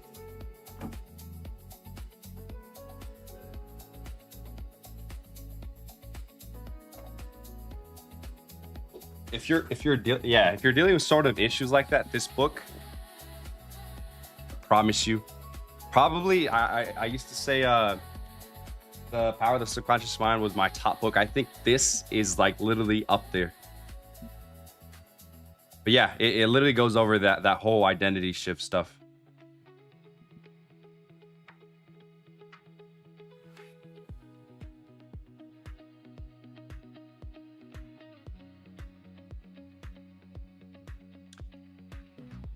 Yeah, I would say that it's MES polar. I agree. It's like when I was there was a moment of time, probably like a span of like a year, where all I was doing was literally door dashing at night or afternoons, and I would work my regular job in the morning, and I would have to cover my bills, right? I would have to cover everything, and I wasn't really saving much at the end of the month or at the end of the week, right?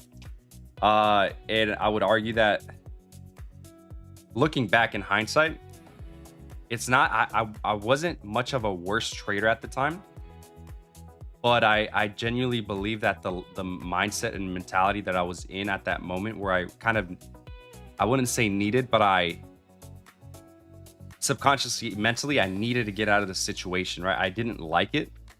And that forced me to do certain things that when I was done trading, I'm like, why am I doing these behaviors? Why am I trading like this? And it's because of the mental state that I was in. I was in the place of needing. I was forcing shit that really wasn't there, but that doesn't necessarily mean I was the worst trader, because I would argue that maybe I got 20% better or 10% better, right? But it was that simple act of where I am mentally on a day-to-day basis, right? I had a good analogy, chat, that I'll share with you guys. It was shared with me, which was, think of, and the reason I thought about it, because we're talking about psychology and I have a cup in front of me. So the whole analogy is, think of this cup, right? Picture it was empty, or how it is right now. It's full of water, right? These are your overall thoughts, right? Your objective as a human and as a trader is to, if I had a pen, right, I showed you guys, but poke the cup and have the water, or in this case, emotions, kind of drain and settle, and try to show up to the morning with essentially an empty cup, a cup that is neutral. You're not holding onto weight, you're not holding onto emotions. What happens when a lot of us are in like this fight or flight constantly in trading is that we're literally showing up to the day with the cup fucking full. So any little pour that goes over it, you spill, and you don't understand why, right? And then when the session ends, you go back to normal. You're holding all this weight, but it's not, or holding all this water, but it's not, what's it called? It's not the correct way to approach it, in my opinion.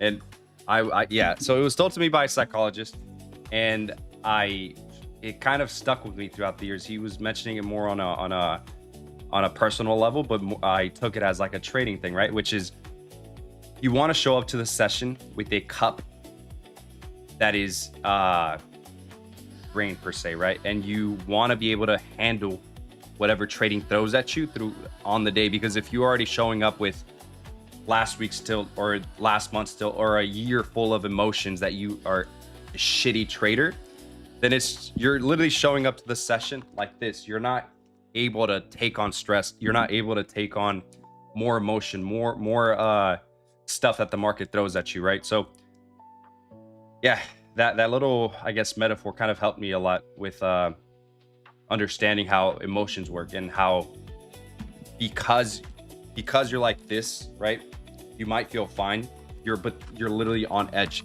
And if you show up, if your natural state is being on edge because maybe you need to make money, you need to make this work, you have been losing for the last year straight, then it's not so much the trading, but it's your emotional inner state, which you're showing up again to the session like this.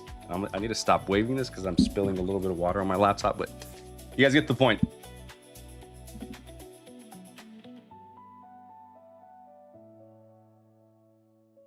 Let me see. Price doing here.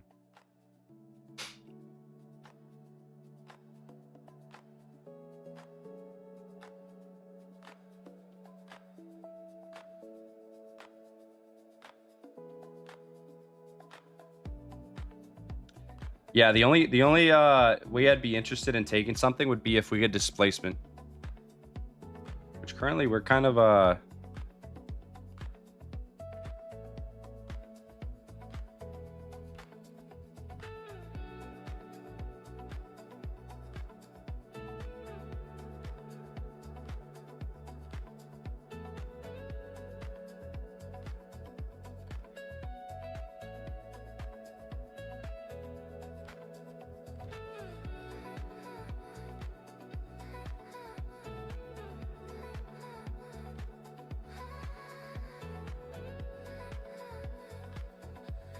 yeah, so far we got a chain to state on the 5-minute, but there's no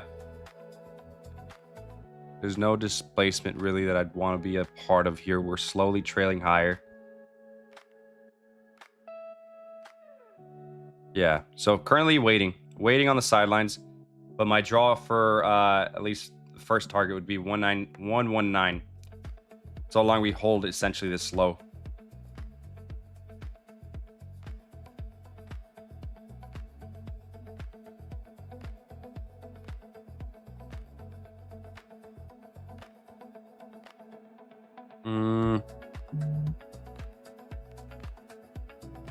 How's LA? Did you try Ham G bot? LA's good, and I haven't yet tried it. I had what did I have? Fucking yeah, I've been trying a handful of spots, but trying to stay to where it's mainly just steakhouses and breakfast spots that are I guess relatively healthy. Like today, I had breakfast here at the hotel, and had an amazing view, and breakfast was amazing. So that was good. Yesterday, I had what did I have? Tallow Organic. Have you guys heard of that spot? It's healthy. It's a healthy spot, but it wasn't. Man, they didn't hit. My guy, Trader Chubbs, how you doing, brother? LA is not really what people. Yeah, I agree. I agree. But I would say this though is it depends on where you stay. I would say that for sure.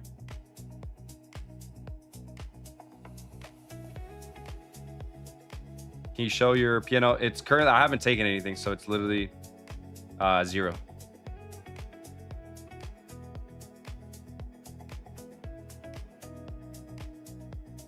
Right guy, what's up? What's up, brother? How you doing? What's up, Lo Rafa? Catali, what's up? Sorry I'm late. Hey, my gay. Sorry I'm a bit late. What's up, my guy? That's what I'm assuming you said. Did I miss anything? No, nothing, brother. Literally just talking about some mental frameworks and looking at price here, as price looks like it is kind of turning around.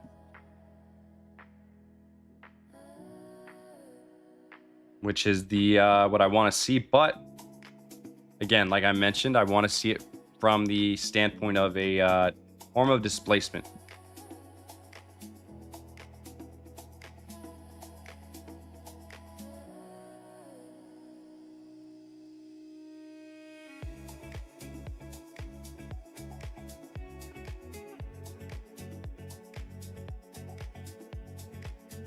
Yeah, what I need to see is displacement. I want to see displacement, pullback, continuation. That's what I want to see. And in the form of a fair value gap, essentially.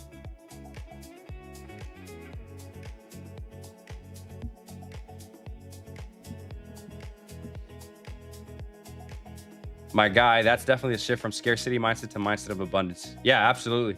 Felt that. Fuck yeah, super smooth. Thoughts on short from the 30-minute?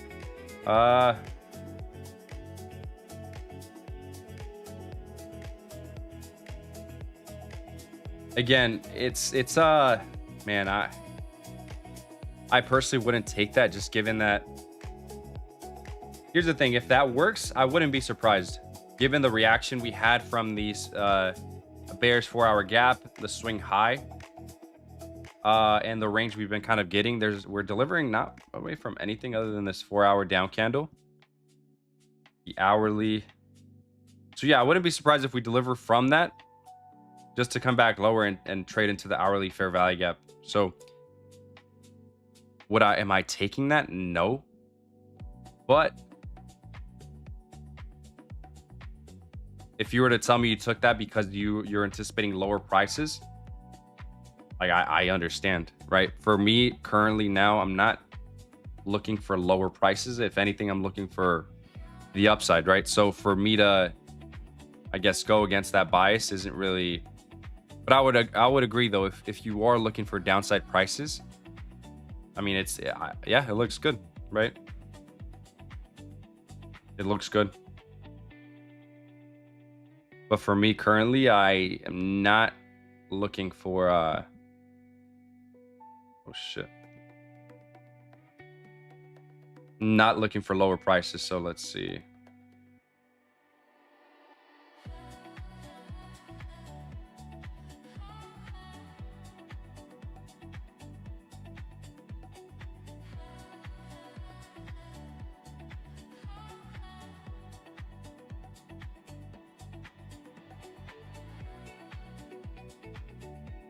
Oof. Sammy, what's up? What's up? Is there a giveaway today? I believe so. Yes. What's your favorite city in the US? So man, that's tough. Oh shit. I think I spit a little bit. That's tough. I would say, man, I really, fuck, it's tough. I would say overall year round. Man, that's a tough question actually. Let me think. New York is it's not number 1, it's like 3. Chicago, I actually enjoyed Chicago. Man, I don't know if this is a hot take, but Chicago was a little better than New York. For me. And fuck, it would have to be between Miami,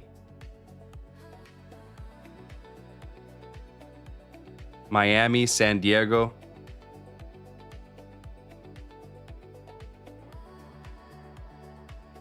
LA would be, yeah. I would say it's between Miami and San Diego for sure. LA, I would say Miami. Man, San Diego, LA, New York, or sorry, Chicago, New York. I would even say Chicago, New York, Atlanta, and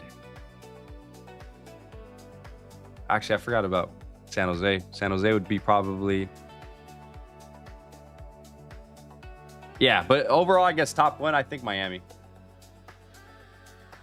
and then close second would be like San Diego, LA.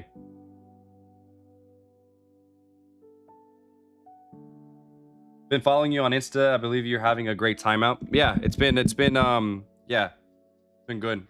This next month is chaotic for me as far as very blessed, a lot of traveling, and yeah, about to trade super less this week and really aim for A++ and be picky with my trade. Yeah, RJV, same exact for me this next month.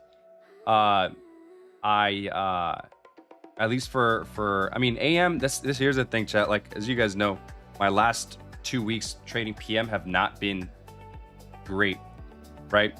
AM has been decent, it's been subpar, right? Like it hasn't been amazing, but I have been making money, right? I've been I believe in our perspective, I have to go back and review the weeks, but it's not substantial, right? I'm not having 15-20 hour weeks, right? I'm having, I think, 3 hour weeks, 5 hour weeks. I think even 1 week I was down one hour for the week for my AM, and this has been like the last 4 weeks or so. So for my PM, however, I've been just trying to take everything, right, essentially, and not really being selective. On top of that, PM has not been good, right? It hasn't been amazing, right? As it is, AM hasn't been amazing, right? So PM as natural default follows, right? So I agree. I think for me, for my AM session, I'm literally only taking 1 trade a day for the next couple of weeks. And honestly, same thing for PM for the most part. So I'm with you. What's your bias? I am long bias.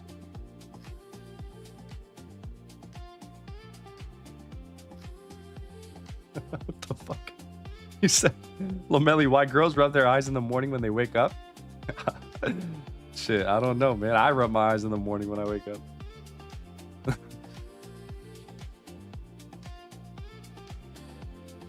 What are the cons of shorting this 30-minute?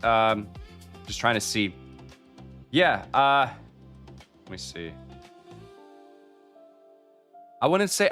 Here's the thing, brother. At the end of the day, it's a 50-50 chance, right? If I go long or short, there's literally a 50-50 likelihood of something. It's either going to go up or down, right? So your overall thesis would be that I would assume that let's see. Let me just put on my short bias perspective that we in fact won't be trading into the daily fair value gap after taking out major sell side. That would be your thought process, right? For me, that doesn't make sense. I would anticipate that at least tapping before going lower. If my bias is wrong, I would at least anticipate that tapping. You would be going up against this last down candle before the move on the 4 hour, which we tapped into and are now kind of reacting away from it. What you do have in your favor is this bearish gap that we're currently respecting inside this bearish swing high that we got in the morning. And we inverted this gap and we're currently testing it. Whoops.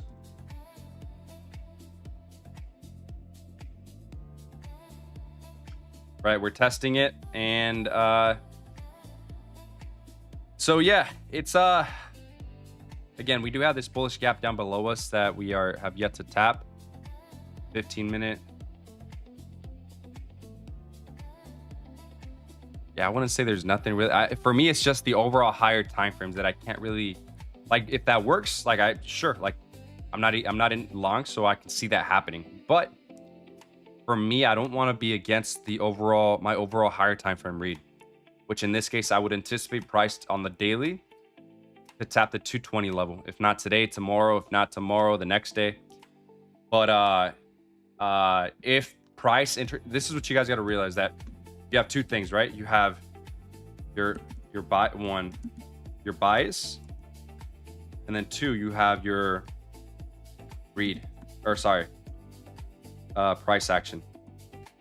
Let's just put PA.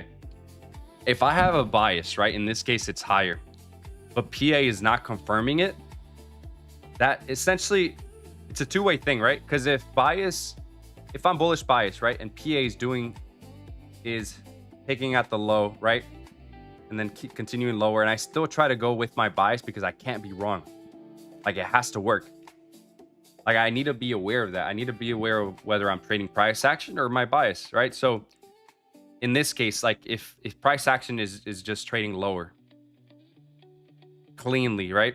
Then of course, like, I can readjust, right? But in this case, like if we still hover around the same area of interest that I was looking at, price action is saying lower. Why would I try to long this, right? So in this case, my bias is irrelevant. So it's a two-way thing, right? So if I'm bullish bias and price then trades back into the 15-minute order block like it's doing now, displaces higher, gives me a pullback. If price does this and I can find an entry, then now I'm aligning bias with price action, right? So that's what I want, two things to happen. And on top of that, I guess number three would be what does my pocket of entry look like, right? So what defines an entry for you, right? So asking yourself those three things, and if all those three things are aligning and you're consistent with them, then I think only you can answer that question, I guess, because you might have a read and this might work out in your favor, and maybe you're looking at order flow, or maybe you're looking at I don't know, who knows what you're looking at, right? But if all these three things are aligning, if you have a read on price and it's to the downside, if price action is confirming, and you're able to get an entry with good risk, right? Maybe you got in at that bar. Well, I don't know, and you're targeting that low for it, or what? I don't know. I don't know what you would enter in, right? But if you have a good read, price action is confirming, and the pocket looks good, or you have a consistent pocket that you use day in and day out, then I would take it. Like, I really can't answer that for you because I don't know exactly what you're looking for. But for me, I trade predominantly ICT. I'm looking for higher prices, and I want price to confirm that through displacement, through speed. Given the day's profile, the day's been kind of rangy, as we have been kind of the last couple of weeks. So we just traded lower. Again, if we, in this case, this would be pretty interesting. If we leave behind this bearish gap here on the 5-minute, after tapping into the hourly or to the 15-minute order block, and we close above it, that would be a good entry for me. We traded down into discount of the range. And not only discount, but we traded into the discount PD array, which was that swing low. Right? That swing low in discount of this leg after tapping into the 30-minute gap entry. So these are all just clues that we pick up as traders. So we tapped into your 30-minute fair value gap. We traded down into the 15-minute order block. And we're now respecting the discount of the range. Now, if price is really bearish, this is how you should think about price. If price is really, really bearish, this swing high shouldn't get traded back into. We should respect these gaps, essentially. And for more than anything, we should be respecting we got this 1-minute invert. Let me remove this now that I have it. We have this 1-minute invert. Whoops. So this, if price is really bearish, we should be respecting this. We have what? We should be respecting this box if we are really bearish, right? If we don't, then we take that as a sign. Which for me, given that I am bullish bias, and I'm getting these clues that I'm kind of voicing out to you guys, then I would look for an entry.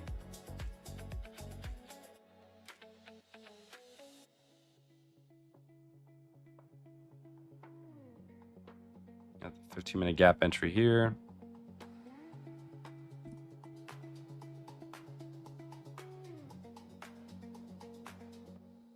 Like I said, if price is really bearish, we should be rejecting that. If not, again, take that as a sign. There's 2 more minutes on this 5-minute bar. So again, chat, if the 5-minute bar closes and leaves behind this 5-minute gap, I would look for an entry to the upside.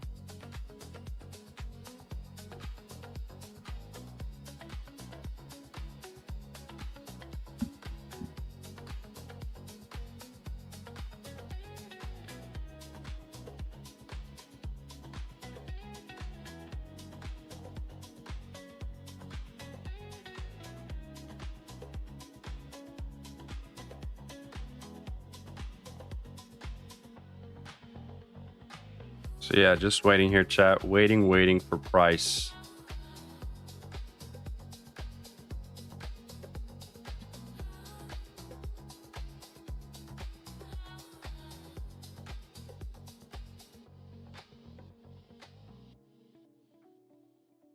So price is fractal. If we look at price, right, the 15-minute, just we haven't even looked at ES. Let me see what's ES doing.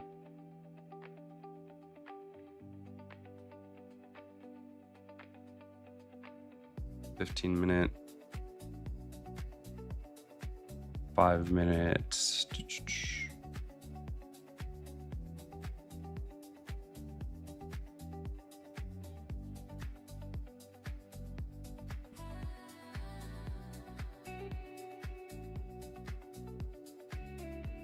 Yeah, it's looking like we're rejecting that 1 minute invert, which again never gave me an entry, so just waiting.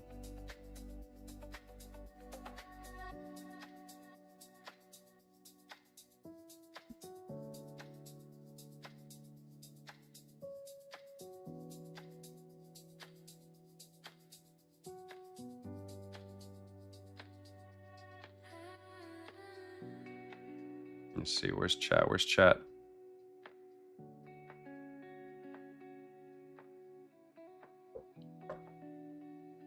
Man, this chair's fucking uncomfortable. Like this little, I don't even know what it is, but.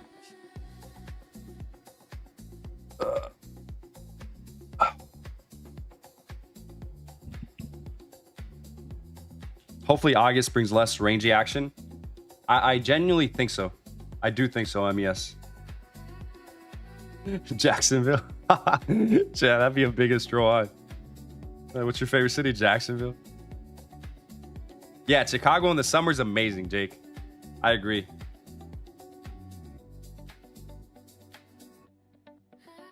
Chicago raised, currently in Miami, never been New York, but I love your take. Yeah, I think that's a fair assessment, right? That's a pretty fair assessment.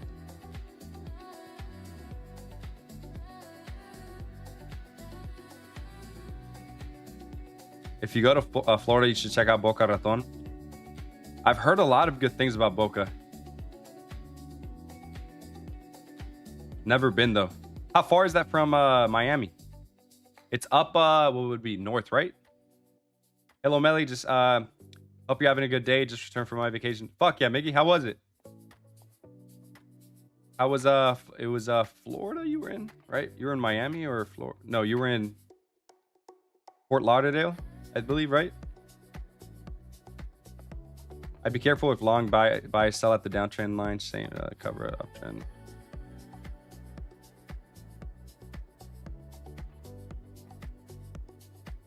What's up, gang? Adam, my guy. Doing good, brother. Doing good. How you doing? You take anything this morning? We're missing the long buy sign. Fuck, I need a need to add it here, but I just haven't.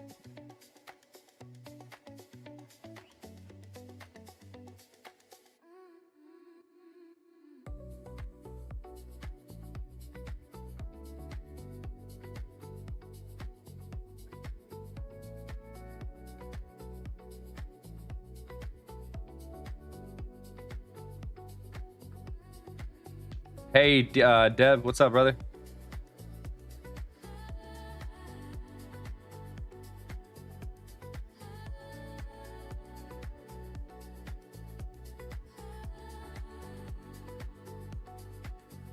Hey, I noticed gap opens closes from way back within relative price range are respected. Is that mechanic or ICT strategies?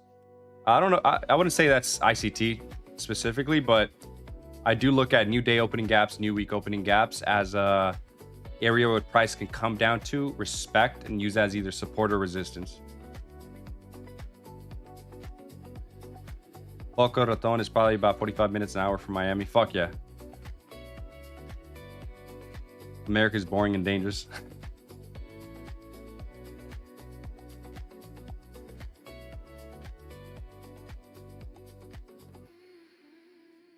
Confused as to how something can be boring and dangerous. Honestly, chat, I think it's all relative on where you are and who you're with, right? But I genuinely believe, I mean, I've lived in California my whole life, and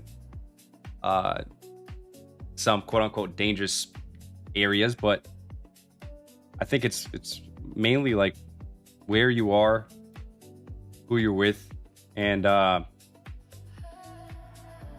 don't know, just being a little smart about where you go. You're not gonna be walking at 1 a.m. down a I don't know, down a block that you know you shouldn't be on, right? Right. But I do agree, if you get the luck of the draw, which is you get your, I don't know, watch stolen mid broad daylight in getting breakfast, and that does, at least in California. I wouldn't say it happens, right? But it doesn't happen too often.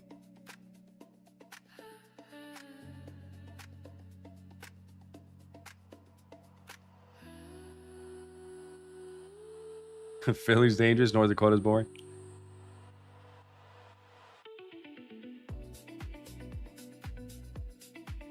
You have to be smart about where you go. Yeah, it's yeah.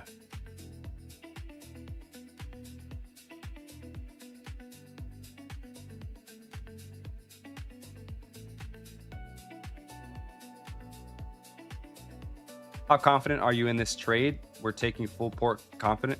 I'm not in anything, Adrian, but as far as draw goes, it's, oh, we just took out this swing low. As far as draw goes, I am waiting. Like I mentioned earlier on stream, is let's remove that. If we stay and hover around this range, literally kind of what we're doing, I'm not interested. I'm not interested. What I am interested in is if price does this. That's what I'm interested in, right? So for now, I'm not, I wouldn't say I'm we still got divergence here. Let me see. So for now, literally just waiting, Adrian, waiting to get that sense of confidence, as you say, and through price action, right? And if I can get that, then I'll put on risk, right? Otherwise, I'm not doing anything. Currently, we're delivering away from a 30-minute. So I forgot who it was who mentioned that. How does that look like?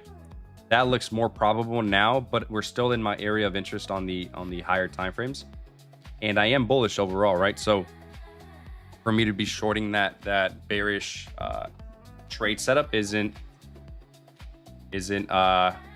doesn't fall in line with what I'm looking for in price.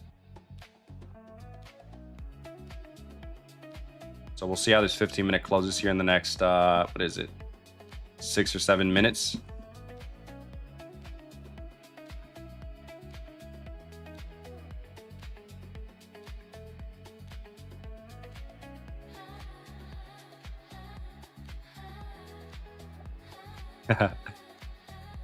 Nah, I figured, Agent. Moolah, my guy. What's up, Moolah? What's up? What's up? Give me that water, man.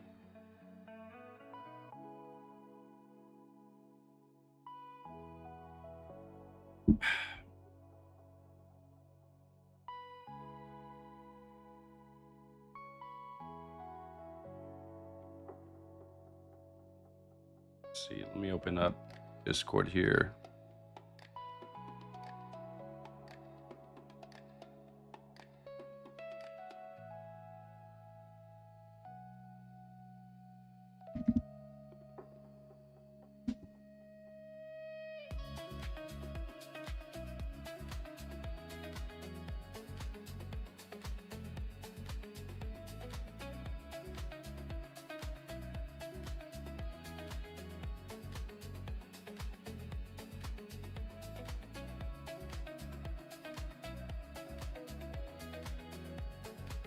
See, oh, let's see.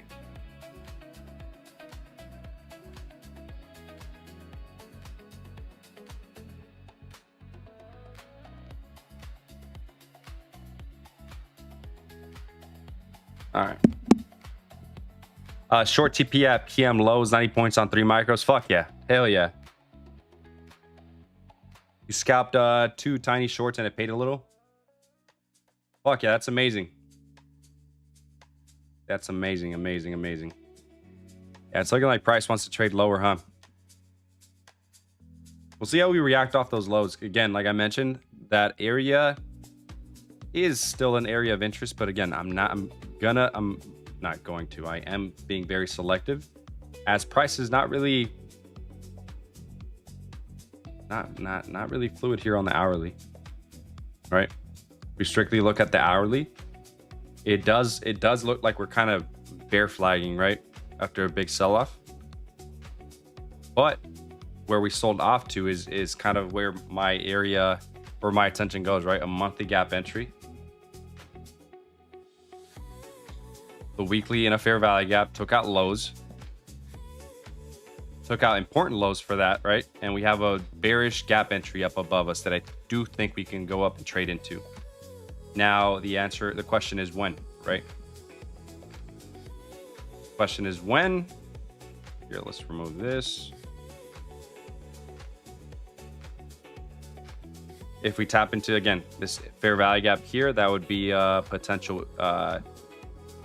reaction area that I'd be looking to take. Something like this. Like that. Right? Especially if we get divergence here with ES.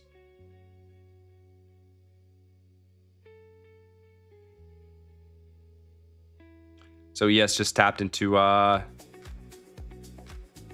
the new week opening gap, new day opening gap, and also took out London lows. Meanwhile, let's see if NQ can tap into this hourly gap entry, which is literally the only valid gap here. Let's see, order block, equilibrium.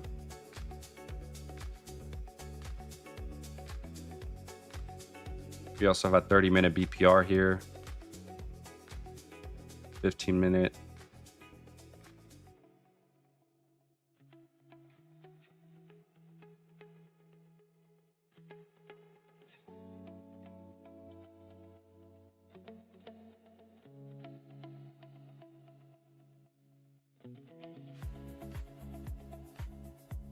So yeah, just waiting to see what reaction we get from this hourly fair value gap.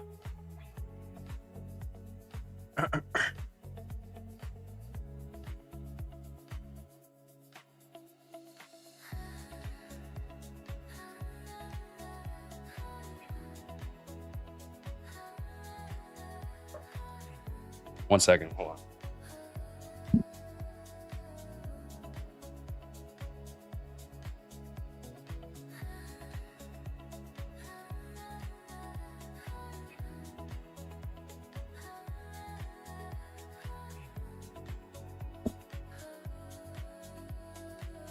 Man, this fucking chair is uncomfortable like a motherfucker. Let's see.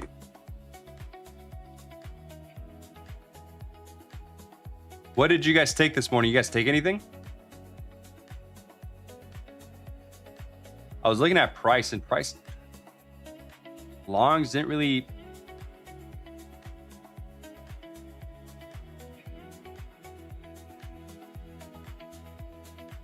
I guess there was targets beforehand, right? Targets before getting to that prior day high. Let's see.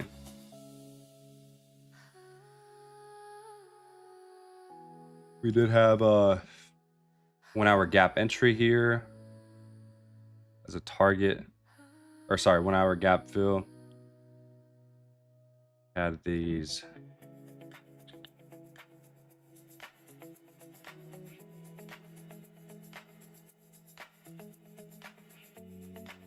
But even then, there was no entry model here.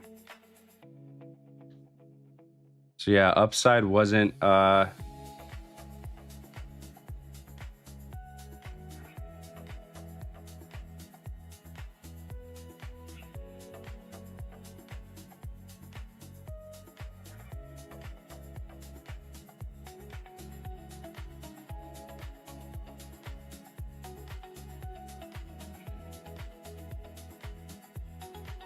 we got that invert, came back.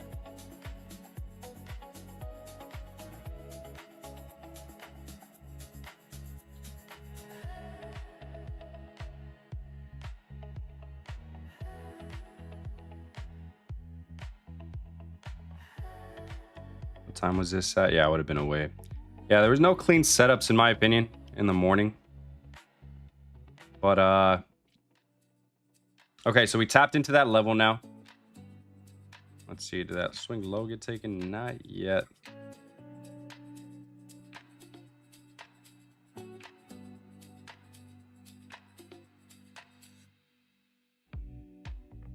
Several different shorts, Tesla, Apple.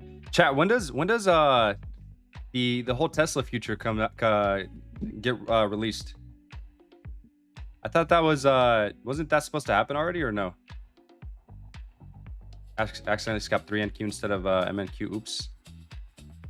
Nice accident, bro. Whenever that's happened to me before, and every time that happens, it's to the fucking downside. I took longs on NQ at 1024. Just targeting the eternal 10-minute high. The rudder. Fuck yeah. Hell yeah, Adrian. Been crushing it, brother. July 27, the 27th. Oh shit, fire. I'm excited to see how Tesla how it trades overnight. Cuz it's going to trade overnight, right? Or no? If price overnight through Tesla is I don't know. Are we going to become Tesla traders? There was a moment when I first started trading options where all I would trade was Tesla. And part of my initial quote unquote success, or where I found momentum trading scalping options, was with Tesla. And it would just fucking move. You have long-term shares from 30. Holy shit. Damn, you're printing. Yeah, bro. I still have videos of me recording the screen. I was like, what the fuck? Literally, I'm not even joking, chat. It wasn't even off. A premium would go from $10, right, to $18 in 5 minutes. It's damn near 100% on not even 0DT. So I remember one moment, I think the most I made on Tesla keep in mind, this was in the initial stages. It was a couple of grand. I think it was like $3,000 in the span of like 10 minutes or 15 minutes. I literally walked up to get coffee. I came back. My premiums were up like 150%. I'm like, holy fuck. Keep in mind, it was crazy. I'm for sure going to be watching from sidelines on the 27th. I don't want to blow any. Bro, that should be interesting. It should be fucking. I'm excited. I'm genuinely excited to pop the screens open when that happens. Yeah, but then on the flip side, in the initial stages, talk about how naive I was, right? Like I remember when I first got into options, I opened up Amazon and I'm like, holy shit, you can really make that much money flipping premiums, right? I opened Amazon. I got 0DT calls on Friday, and I think all in I was in like $5 or $6 grand, right? This was my number one mistake, which was having an options account that was I think at the time, I think it was like 15 grand or so. I literally blew $3 grand in a matter of minutes. And I'm like, I walked away. I remember that day vividly. I went to Starbucks. I drove to Starbucks and I'm thinking, holy fuck, like I lost $2 grand. This is when I first found out about options, right? I lost $2 grand or whatever, 2-3 grand in 5 minutes. Like I was genuinely, that's like the only time I was happy and excited about losing money. I don't know why or what clicked in my brain where I was, by the way, it wasn't a good click. I was thinking, fuck, if I lost that much that quick, I can literally make it that quick. It's so easy. At least that's what I was thinking. Fast forward, right? It was the options, in my opinion, was a headache that I could have avoided. But yeah, it's not so much gonna be heading home after this order, gonna be laid back and chill with you. My guy, appreciate you, brother. Hell yeah. What are you ordering? Getting some food or what? For sure, I'd be taking notes and just watching price action on it. Yeah.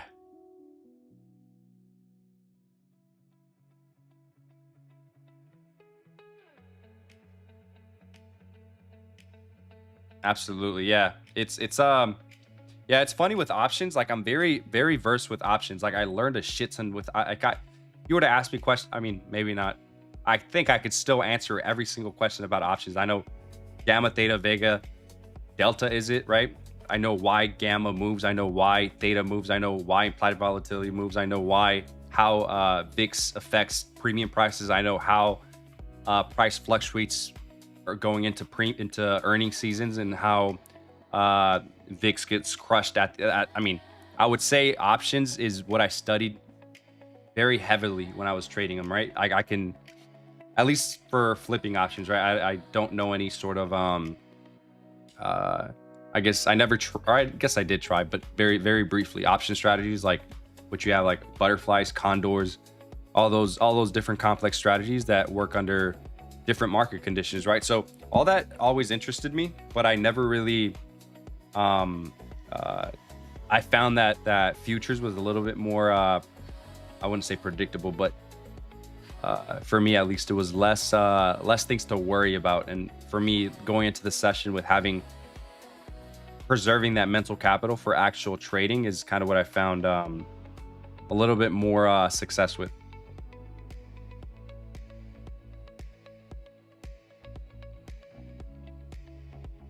Let's see. Looking for, essentially, chat, looking for a reaction off that level. Literally looking for a reaction off that level. Let's see. Did ES take out? Okay, ES took out the lows.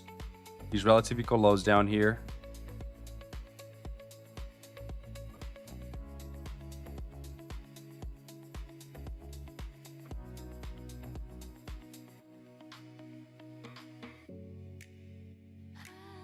Yeah, ES took out these lows. So again, looking for a reaction away from price here, or away from that gap entry. The 15-minute candle here closes in the next couple of minutes, 8 minutes or 7 minutes or so. The hourly still essentially delivering bullish inside a bullish gap entry. 15-minute is essentially, I would say, bearish, right? So in this case, I would wait for a 5-minute to essentially get an invert, change the state, change the character, get a market structure shift, and then trade higher. But again, for me to be interested in anything, I have to wait for price to actually confirm that, right? So yeah, again, chat, this week, my overall objective with PM here is to be very selective, and that even if that only means taking 2 trades for the week, right? So for now, I want exactly what I want to see. I want to see from price, right? Something like that. My homeboy showed me markets in like 2018 and was like, yeah, stocks, but whatever you do not go with options, so risk. And I was like a monkey.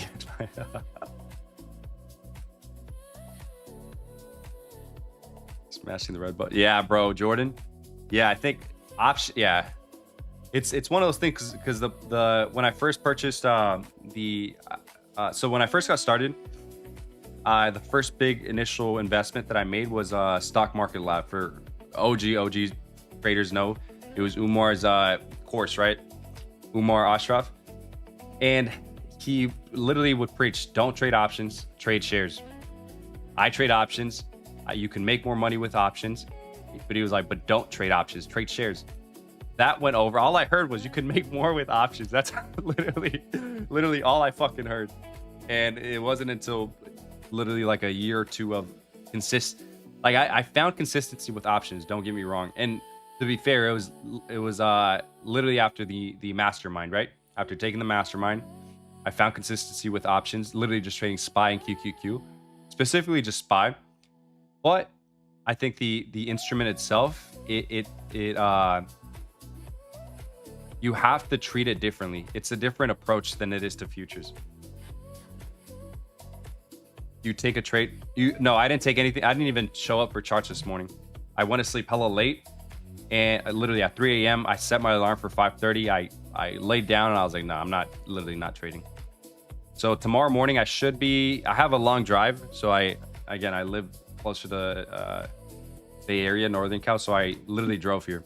So I have a 5 or so hour drive back home after stream. I'll probably leave. Checkout here is at 4. So I'll probably chill here for a bit and edit the video that I'm working on. So I did record a quote unquote day in the life shit yesterday, which was had to get out my comfort zone because I hate recording in public.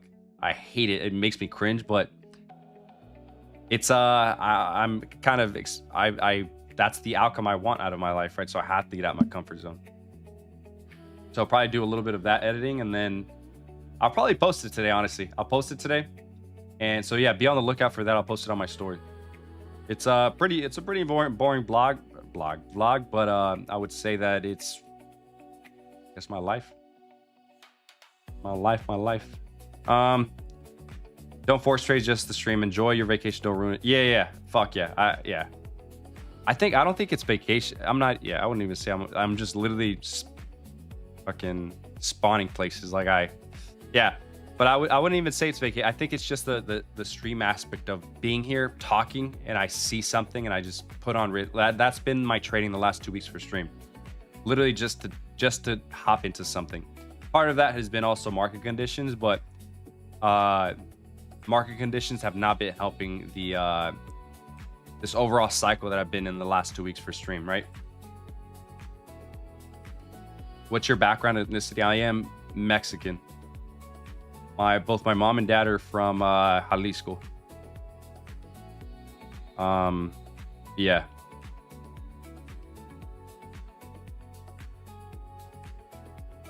5-minute order block, 5 minute get earlier from now, 50% silent. Fuck yeah.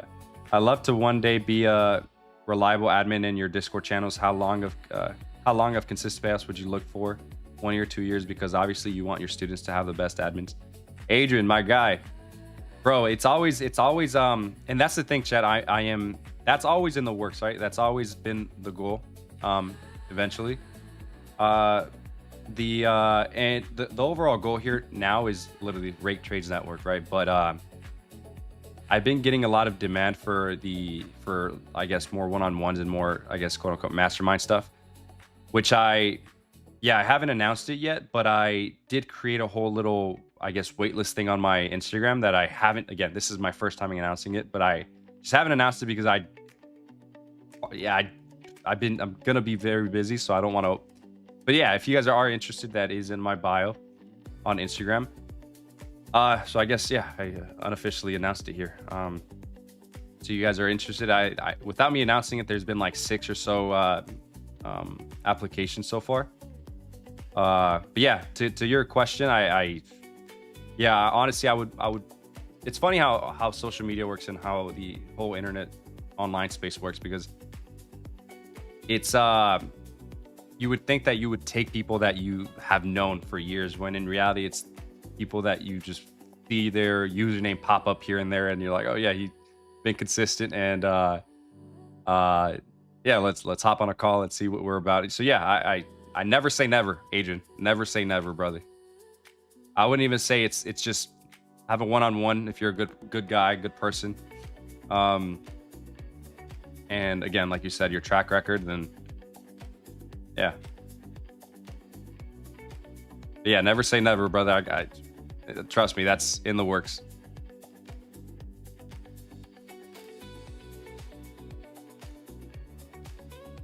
Curious, bro, do you get paid in Insta by views? No. I mean, yeah, no, you don't. Or at least I don't know how. I haven't done it. But yeah, the overall goal is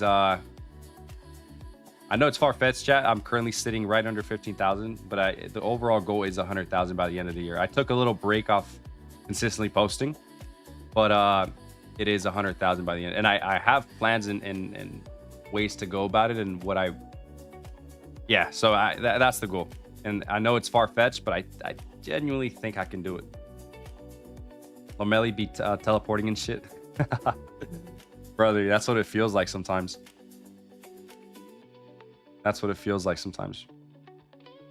Shoot, my grandparents lived in Jalisco. Yeah, fuck yeah. Yeah, it's an amazing amazing place. I love it. I mean, granted, last time I was there, I was like 10, but I do plan on going back soon.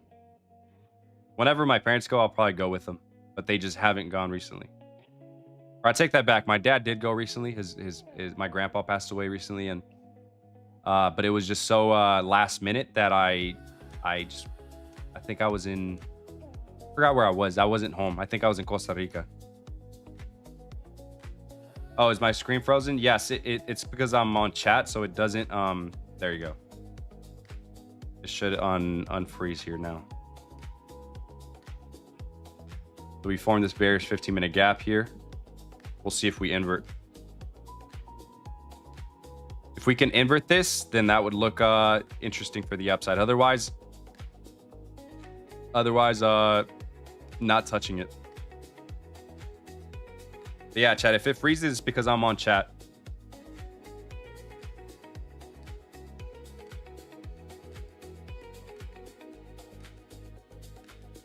Is it only the 4-hour time frames that you use that on? Use for that? Use for what? For what, Noise? Love it. Yeah. Adrian. That's the one thing I learned here, brother. Like consistency and like I used to, consistency in anything that you do will fucking outweigh everything. I genuinely wholeheartedly believe in that, and especially now with this whole project opportunity, right? Like being here with you guys and having a platform where I didn't really have a platform beforehand, right, is a blessing. And it was all because of just consistency and showing up every day.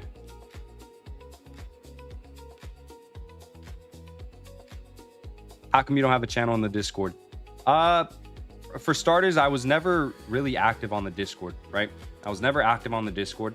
I was more active with Jake on a 1-by-1 basis. So when the opportunity came, we just haven't talked about it, I guess. We haven't talked about it. All we really talked about is the focus being me streaming, right? So probably maybe in the future. But I do think that everyone else has been more active, like Azang, Mitch, Wrong. Everyone's been active on the Discord. So I just was never really active in any Discord I was in, right? I was just more there to take the info. And what I would do, though, is DM people on a 1-by-1 basis whenever I'd see them post stuff. Be like, hey, like how that was me. But yeah, I hope that answers your question.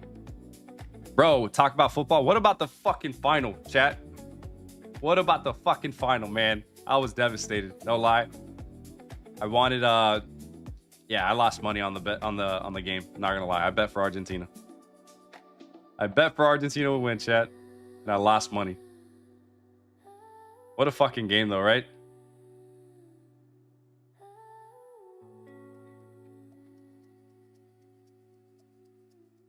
Lomeli, you're building a few great things, as you know. Great things usually take time. Yeah, absolutely. I think that it sounds I guess cringy or whatever, and I don't really like speaking about this, but currently, like, my life, although I'm not where I want to be, it's definitely what I kind of wanted my life to look like. And it's talk about like manifesting, talk about the things you want in life, right? And it's just crazy. Fast forward now, like when I was in high school, for example, I wouldn't even talk about these things. I would just think about these things. And I had a handful of friends that were similar minded, right? And I just somehow knew I would be in this position, but I didn't know how long it would take. I genuinely thought that it would take a year, right? Fast forward 5-6 years later, I am in a position that I'm very, very grateful to be in. And it's funny because the goalpost keeps moving forward, right?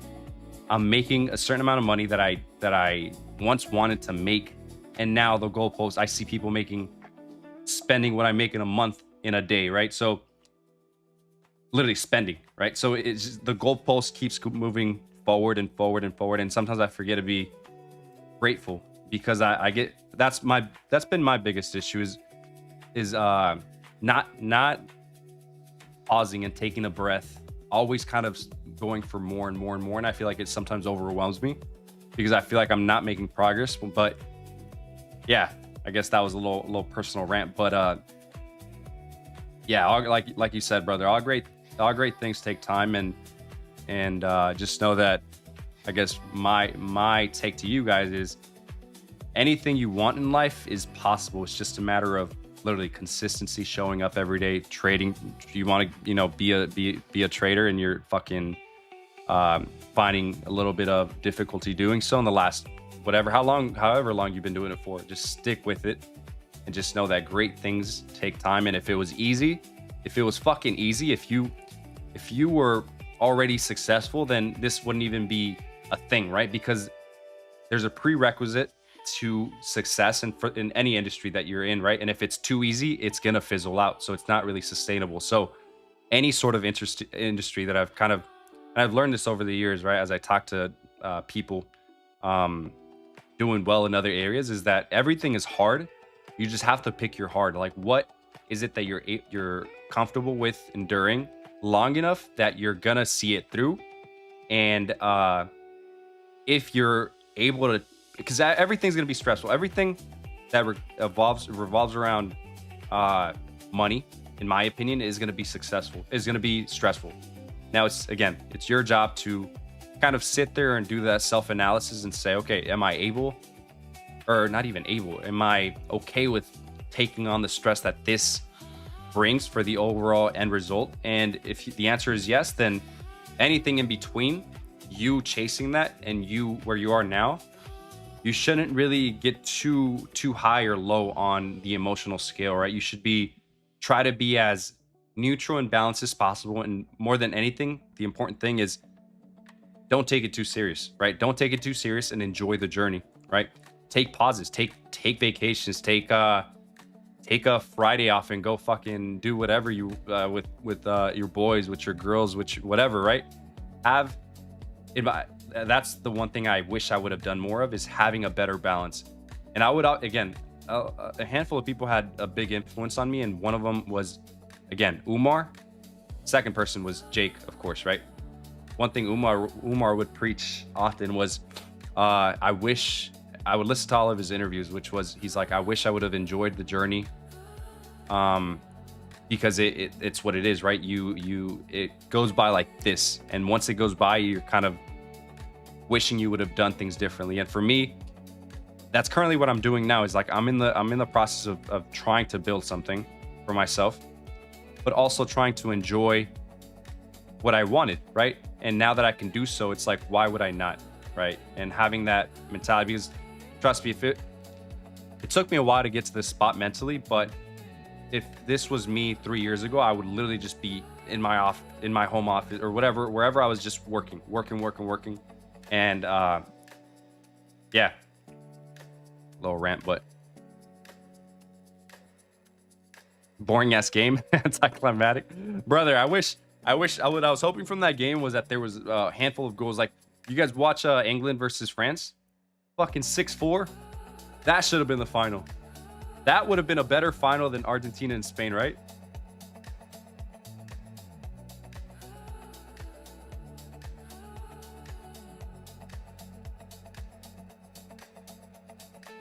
Ron DG Trader, second time here. Catch Alan stream nightly since I work overnights. I catch Ron G's a lot.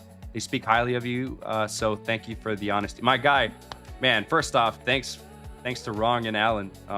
Amazing people. I met Ron, down-to-earth guy. It's funny, I met him when I first met Jake as well in person. Alan, I've yet to meet in person, but we go back and forth. Amazing guy. Nothing but positive vibes from him. And Mitch is who I talk to slightly more on a consistent basis. Or not consistent. We talked about the UFC fights and certain games. So yeah, we bonded over that. But yeah, everyone's amazing. I love the everyone seems down to earth and have nothing but positive things to say about everyone. Order filled.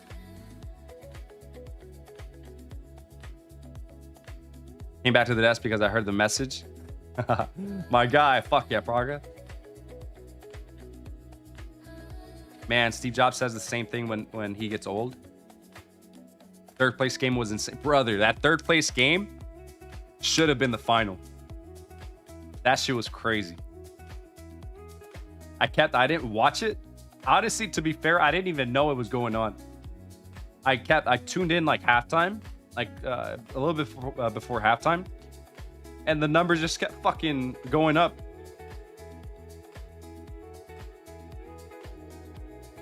I was like, holy shit. That third, yeah. I was really hoping Argentina would win. Yes, yeah, me and you, same, Nicole. I literally put money on Argentina to win, and I lost. Fucking lost. What a disgrace. Chat, am I tripping, or whenever you put money on a game, it makes the game 10 times more interesting? I'm like on the edge of my seat. I'm like, come on. It has to be, yeah. Do you know when Jake is going to do meetups again? We have talked about it, but I probably shouldn't. I'll say this, NQ Girly, if you'll hear it from him, and it's for the right reasons. You'll hear it from him on his story. I don't think I should say anything because it would mess up kind of like the plans he has. But yes, they're for sure 1,000% gonna happen. Now it's just a matter of when, right? I think right now, currently, the focus is the project, but something is in the works. That's all I'll say. And again, I don't want to say anything because I did ask him this. But yeah, it's you'll hear it from Jake. That's I think all I could say. I wish I could say more.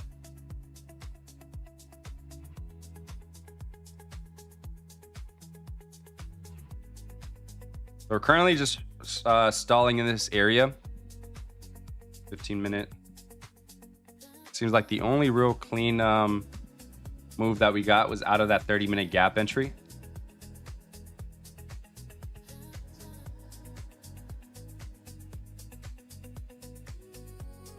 Yeah, regardless, this price action is not let's see, how far are we from Asia lows? Yeah. So still waiting. Let's see. Less than 5 goals attempts from Argentina. Brother, talk about they were fucking dominated. Argentina looked like they were yeah, Argentina fucking, yeah, they did horrible. I feel like I have a bettor's curse. Every time I put money on the team, they crap the bed. Fuck, man. That's funny. No, I typically, I'm not a big sports bettor, but I take that back.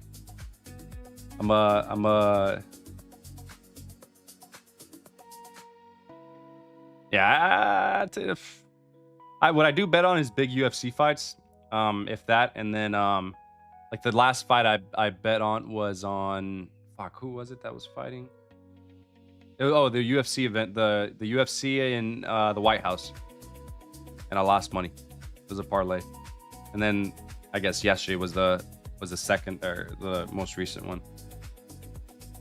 Wait, I guess now think about it, I lost my last 2 bets. So I'm with you, brother.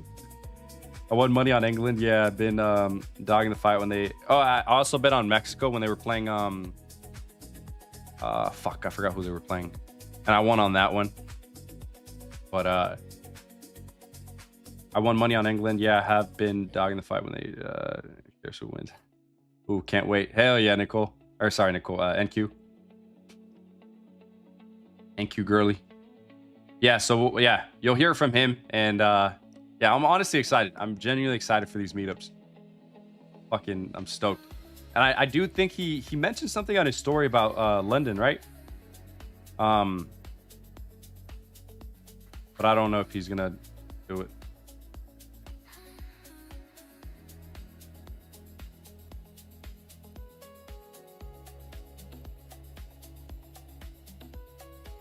You had Gaethje for that? Yeah, I think everyone counted Gaethje out, right? Let me see. Where's price at? We're currently still trading lower.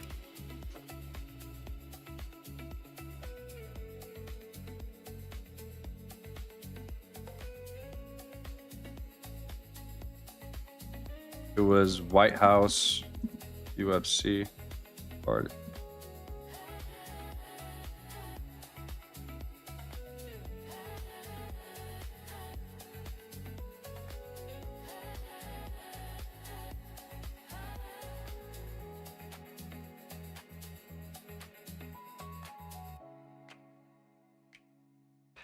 Yeah, I had I think I lost from, it was a 3 or 4 leg parlay, but I bet on Ilya to win.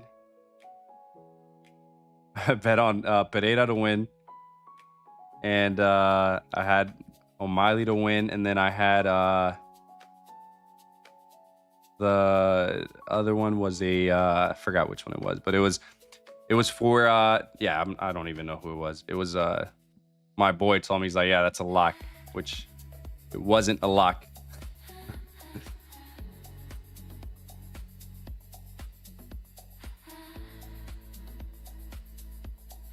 Love Paddy Pimblett, new favorite fighter. Yeah, Paddy did amazing this last one, right? In the UFC and the Connor card. London meetup cancel. Everyone should have a lanyard on their YouTube, other YouTube usernames, so you guys know who we are at those. Bro, RJV, if that, yeah, I think that's smart. For the last New York meetup, we just put our names, but I think it should be if we do it, if Jake does do it again. By the way, these meetups are fucking expensive, right? And they're all funded by Jake, so fucking like, who am I to say what to do? But they especially like the New York one that he did, I'm sure it was, the location was amazing, the food was amazing, drinks, right? So I'm sure it was fucking, I know they were expensive. So but yeah, I do agree, like having those usernames on the thing would be nice. I think last time was just our names, which was kind of I guess the project wasn't even a thing though, but yeah, that would be nice.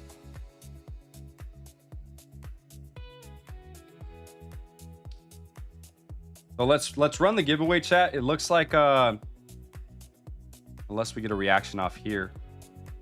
Here, let's collect the names here, chat, and then we will let me open up the giveaway 1 second.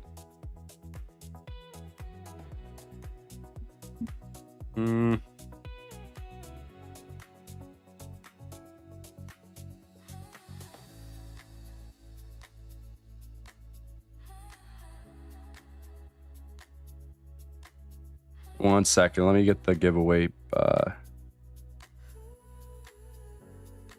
This fucking chair is gonna give me fucking back problems, man.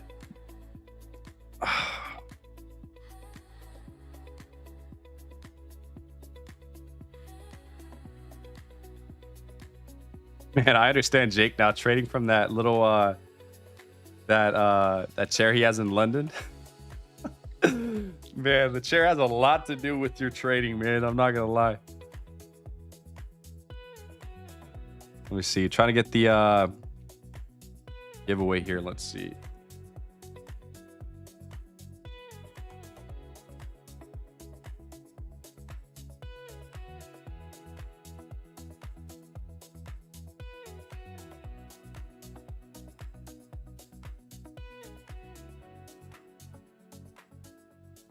Bot giveaways.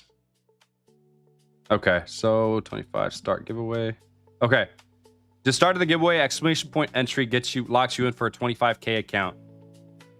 So let's go ahead and run that, chat. Exclamation point entry gives you a entry. And if you haven't won yet, it's yours.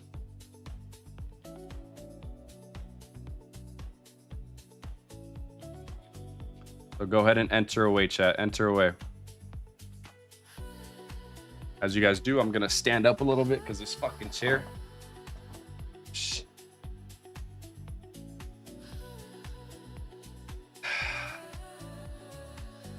Enter away, chat. Enter away. You guys have about 4 minutes and we'll run the giveaway. Yeah, unfortunately, I don't know why I feel I feel like I'm letting you guys down by not taking anything, and that's on my end. But I hope you guys understand, and I'm gonna again just prioritize my trading.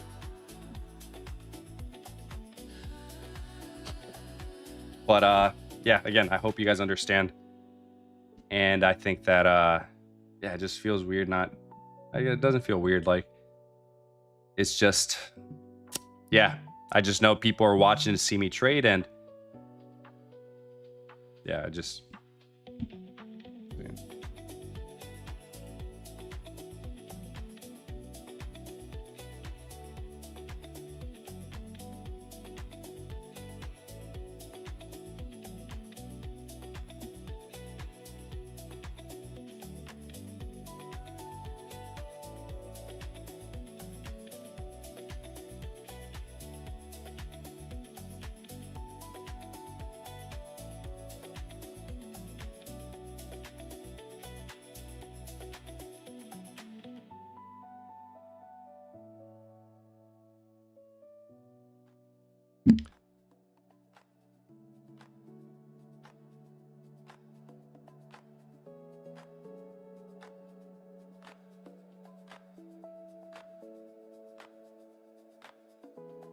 Scrolling up.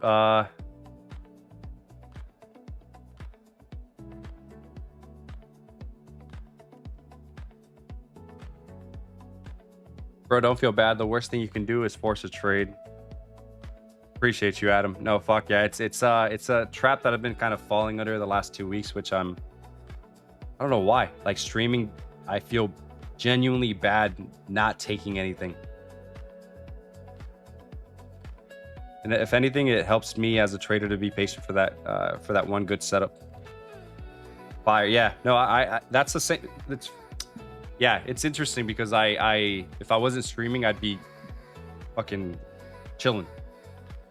So yeah, I guess so. Yeah. Patience is 99% of the game. Absolutely. No trade is the best trade when there is no entry. Fuck yeah. No, absolutely. I agree. All good. Best traders don't force them. Fuck yeah.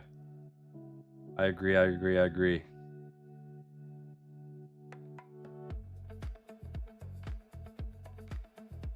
don't want to see anyone trade just to trade. I think it's valuable to see you guys practice patience and follow your rules. Let her cook. Yeah, I agree. I genuinely agree. But for whatever reason, I feel like a lot of people on here are just in here to watch me find a trade, right?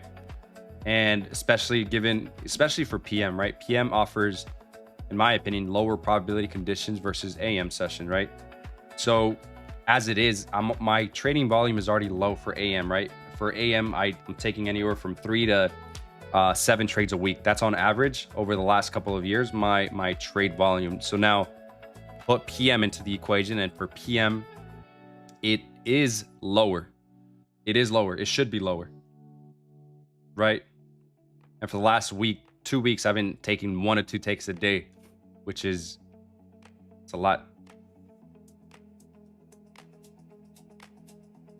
So go ahead and enter chat. You guys have 15 seconds left. 15 seconds. And I will run the giveaway here.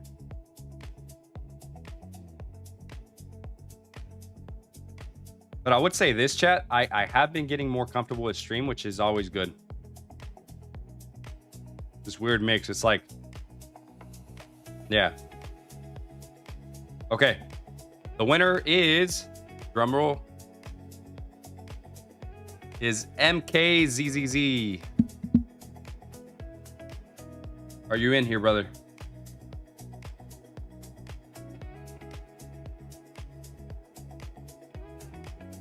MKZs.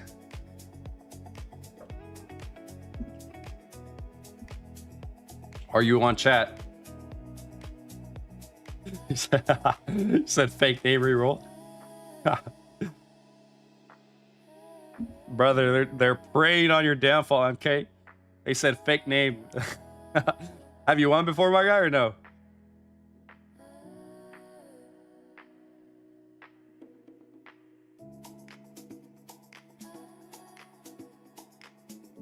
First time fire. So just DM me on Instagram at Lomeli Trades. DM me, and I will get you an account literally right now. So as soon as I get your DM, I'll literally get you your account literally right now. So congrats, my guy. Congrats.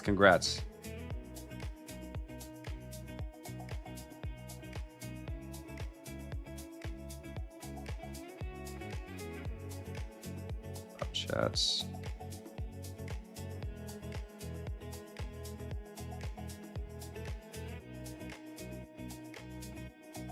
What the fuck did I just do? Subscriber only. 1 minute or longer.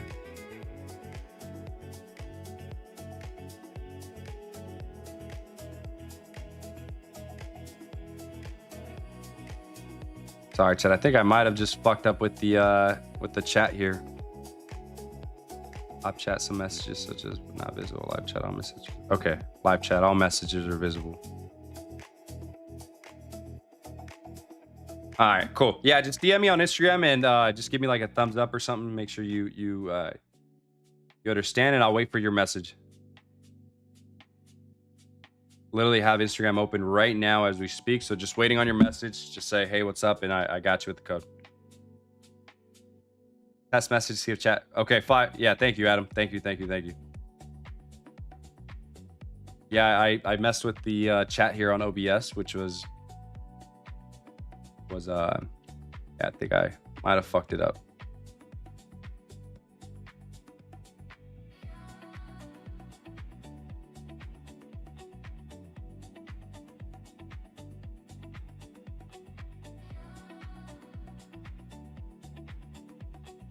Yeah, overall today, I love my patience. I love how I didn't front anything. I love how I remained. I literally waited for everything that I wanted to see happen. It didn't happen. The only trade that was really valid is if you were bearish bias into this bearish 30-minute gap entry to the downside after rejecting the 4-hour fair value gap here down below us, right? So let's see. With the 1 hour, there was a 1 hour swing low here. I guess the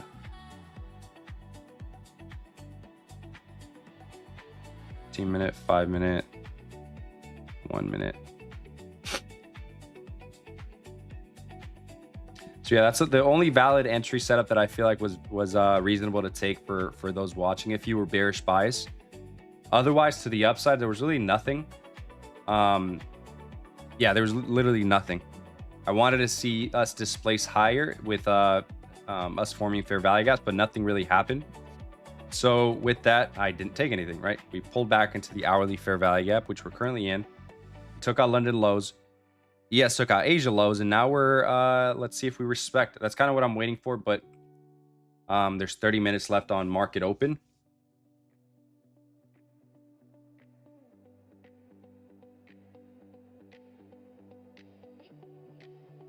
Yeah, 30 minutes left on market open, and I more than likely will remain cash for PM. And yeah, I'll be back tomorrow AM. I'm fucking excited for that. I'm genuinely excited. And PM tomorrow should be back at home. If all goes well. Just should be back at home.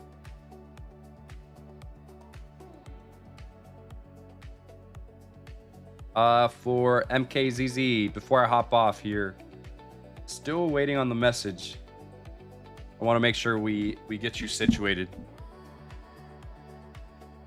What did you not like about the 10:23 a.m. 1 minute long? The 10:23 Eastern time? Eastern time, right, Adrian? Or my time? I'm assuming you're referring to Eastern time, 10:23. Right?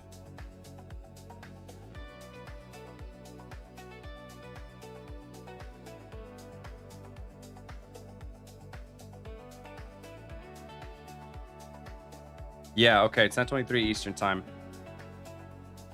So that would be 7:23. So that would be around here. Start new. It's hard for me to have a. what's it called, a read here in hindsight, right? But let's see. We have a 4-hour order block there. We had I guess 1 hour small little order block there. 1 minute invert. We kind of went into, right?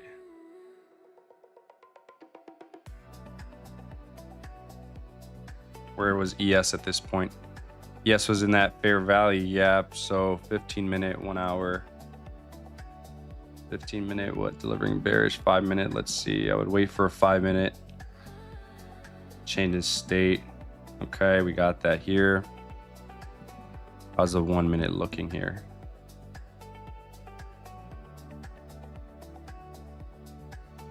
$10.23. Yeah, I personally, I wouldn't have taken that. Just personally. Just given that we're still delivering away from a 4-hour bearish gap. And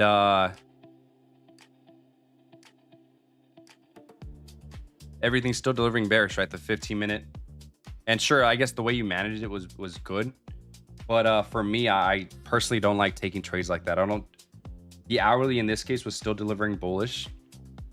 4 hour is essentially, it's stuck between this bearish gap and 1 hour order block. We inverted this gap. 15 minute. We did get divergence at this hourly gap entry, which was, I guess, the only area of interest. The 15 minute got a change in state. The 5 minute, so I wouldn't take it on the 1 minute. I would wait for the 5 minute to give me some sort of entry model in the form of a potential higher low after the change in state, which we never really got. We never got an invert. We traded lower at this point. It was 8 a.m. So I probably would have walked away. I probably honestly wouldn't have taken anything this morning. I could see the trade that you took into probably that high, right? Into that 704 high. Is that the trade you took, Adrian?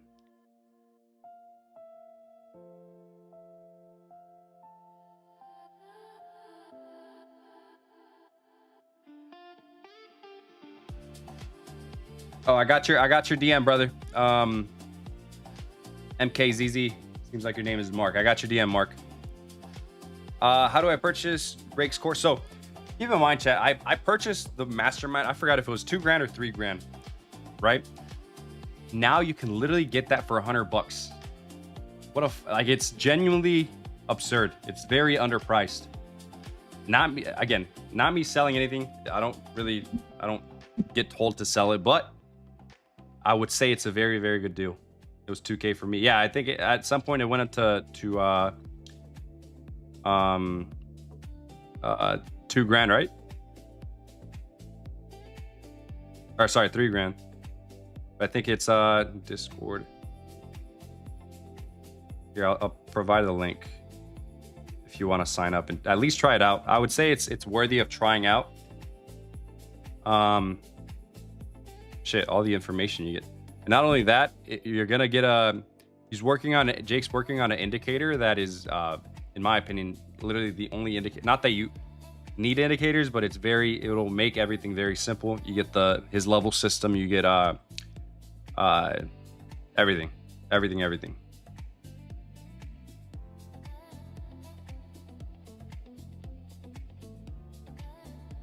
me try this command. Discord.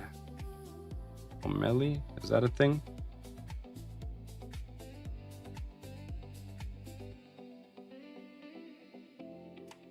I don't think it is, but let me see.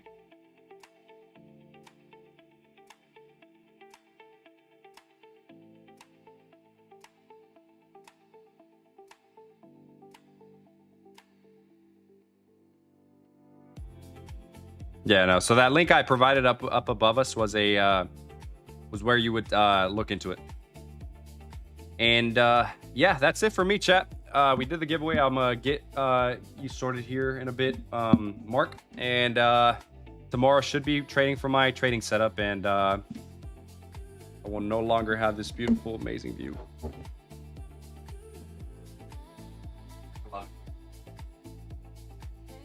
Yeah, That's literally, yeah.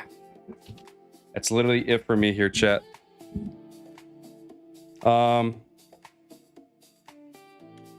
Mastermind course. The course is a lot more than just a system. I personally felt the R2R bro. For me, what I kind of took from the most on the mastermind was the dynamic R. Like I've never really looked at risk like that until the mastermind.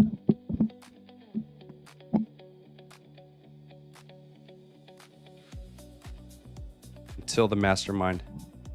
Yes, targeting internal highs with ultimate target. I figured what the price was at ES, just tapped into it to now.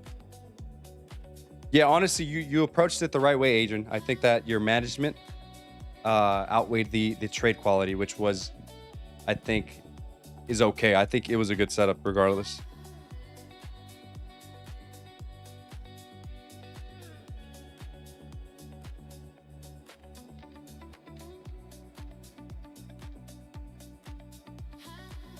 Is Mitch coming up? He just came up before me, so you just missed him.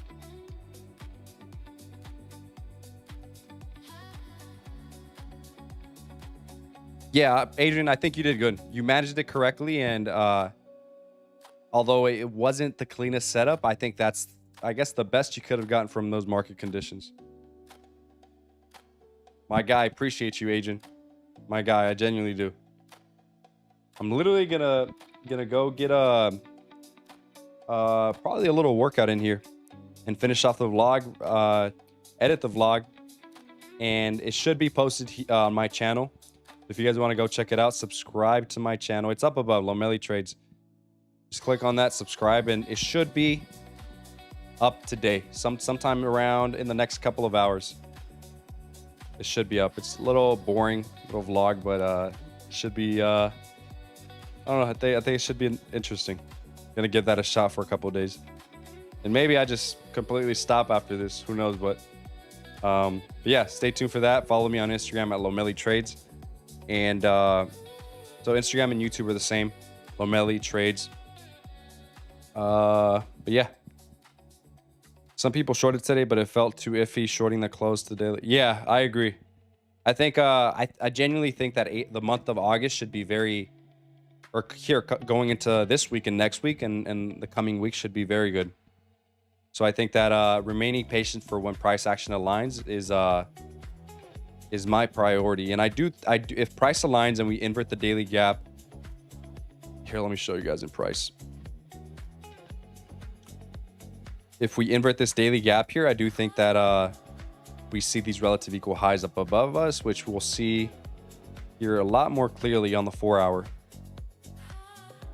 I do think that this level here was my ultimate draw for, I don't know about this. Yeah, I think this week.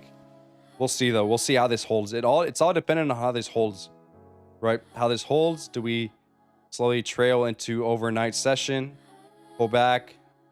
Maybe New York is what delivers us higher. So literally, I'm genuinely excited to see what price gives us here. But I am bullish biased, and I do think that price will clean itself up if we hold the monthly gap entry, like I mentioned.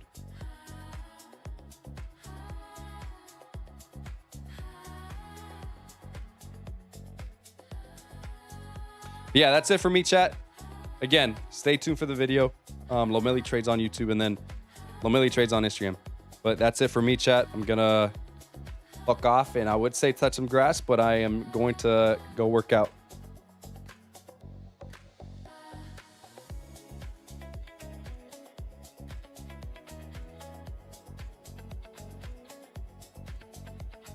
But yeah, deuces, chat. See you guys later.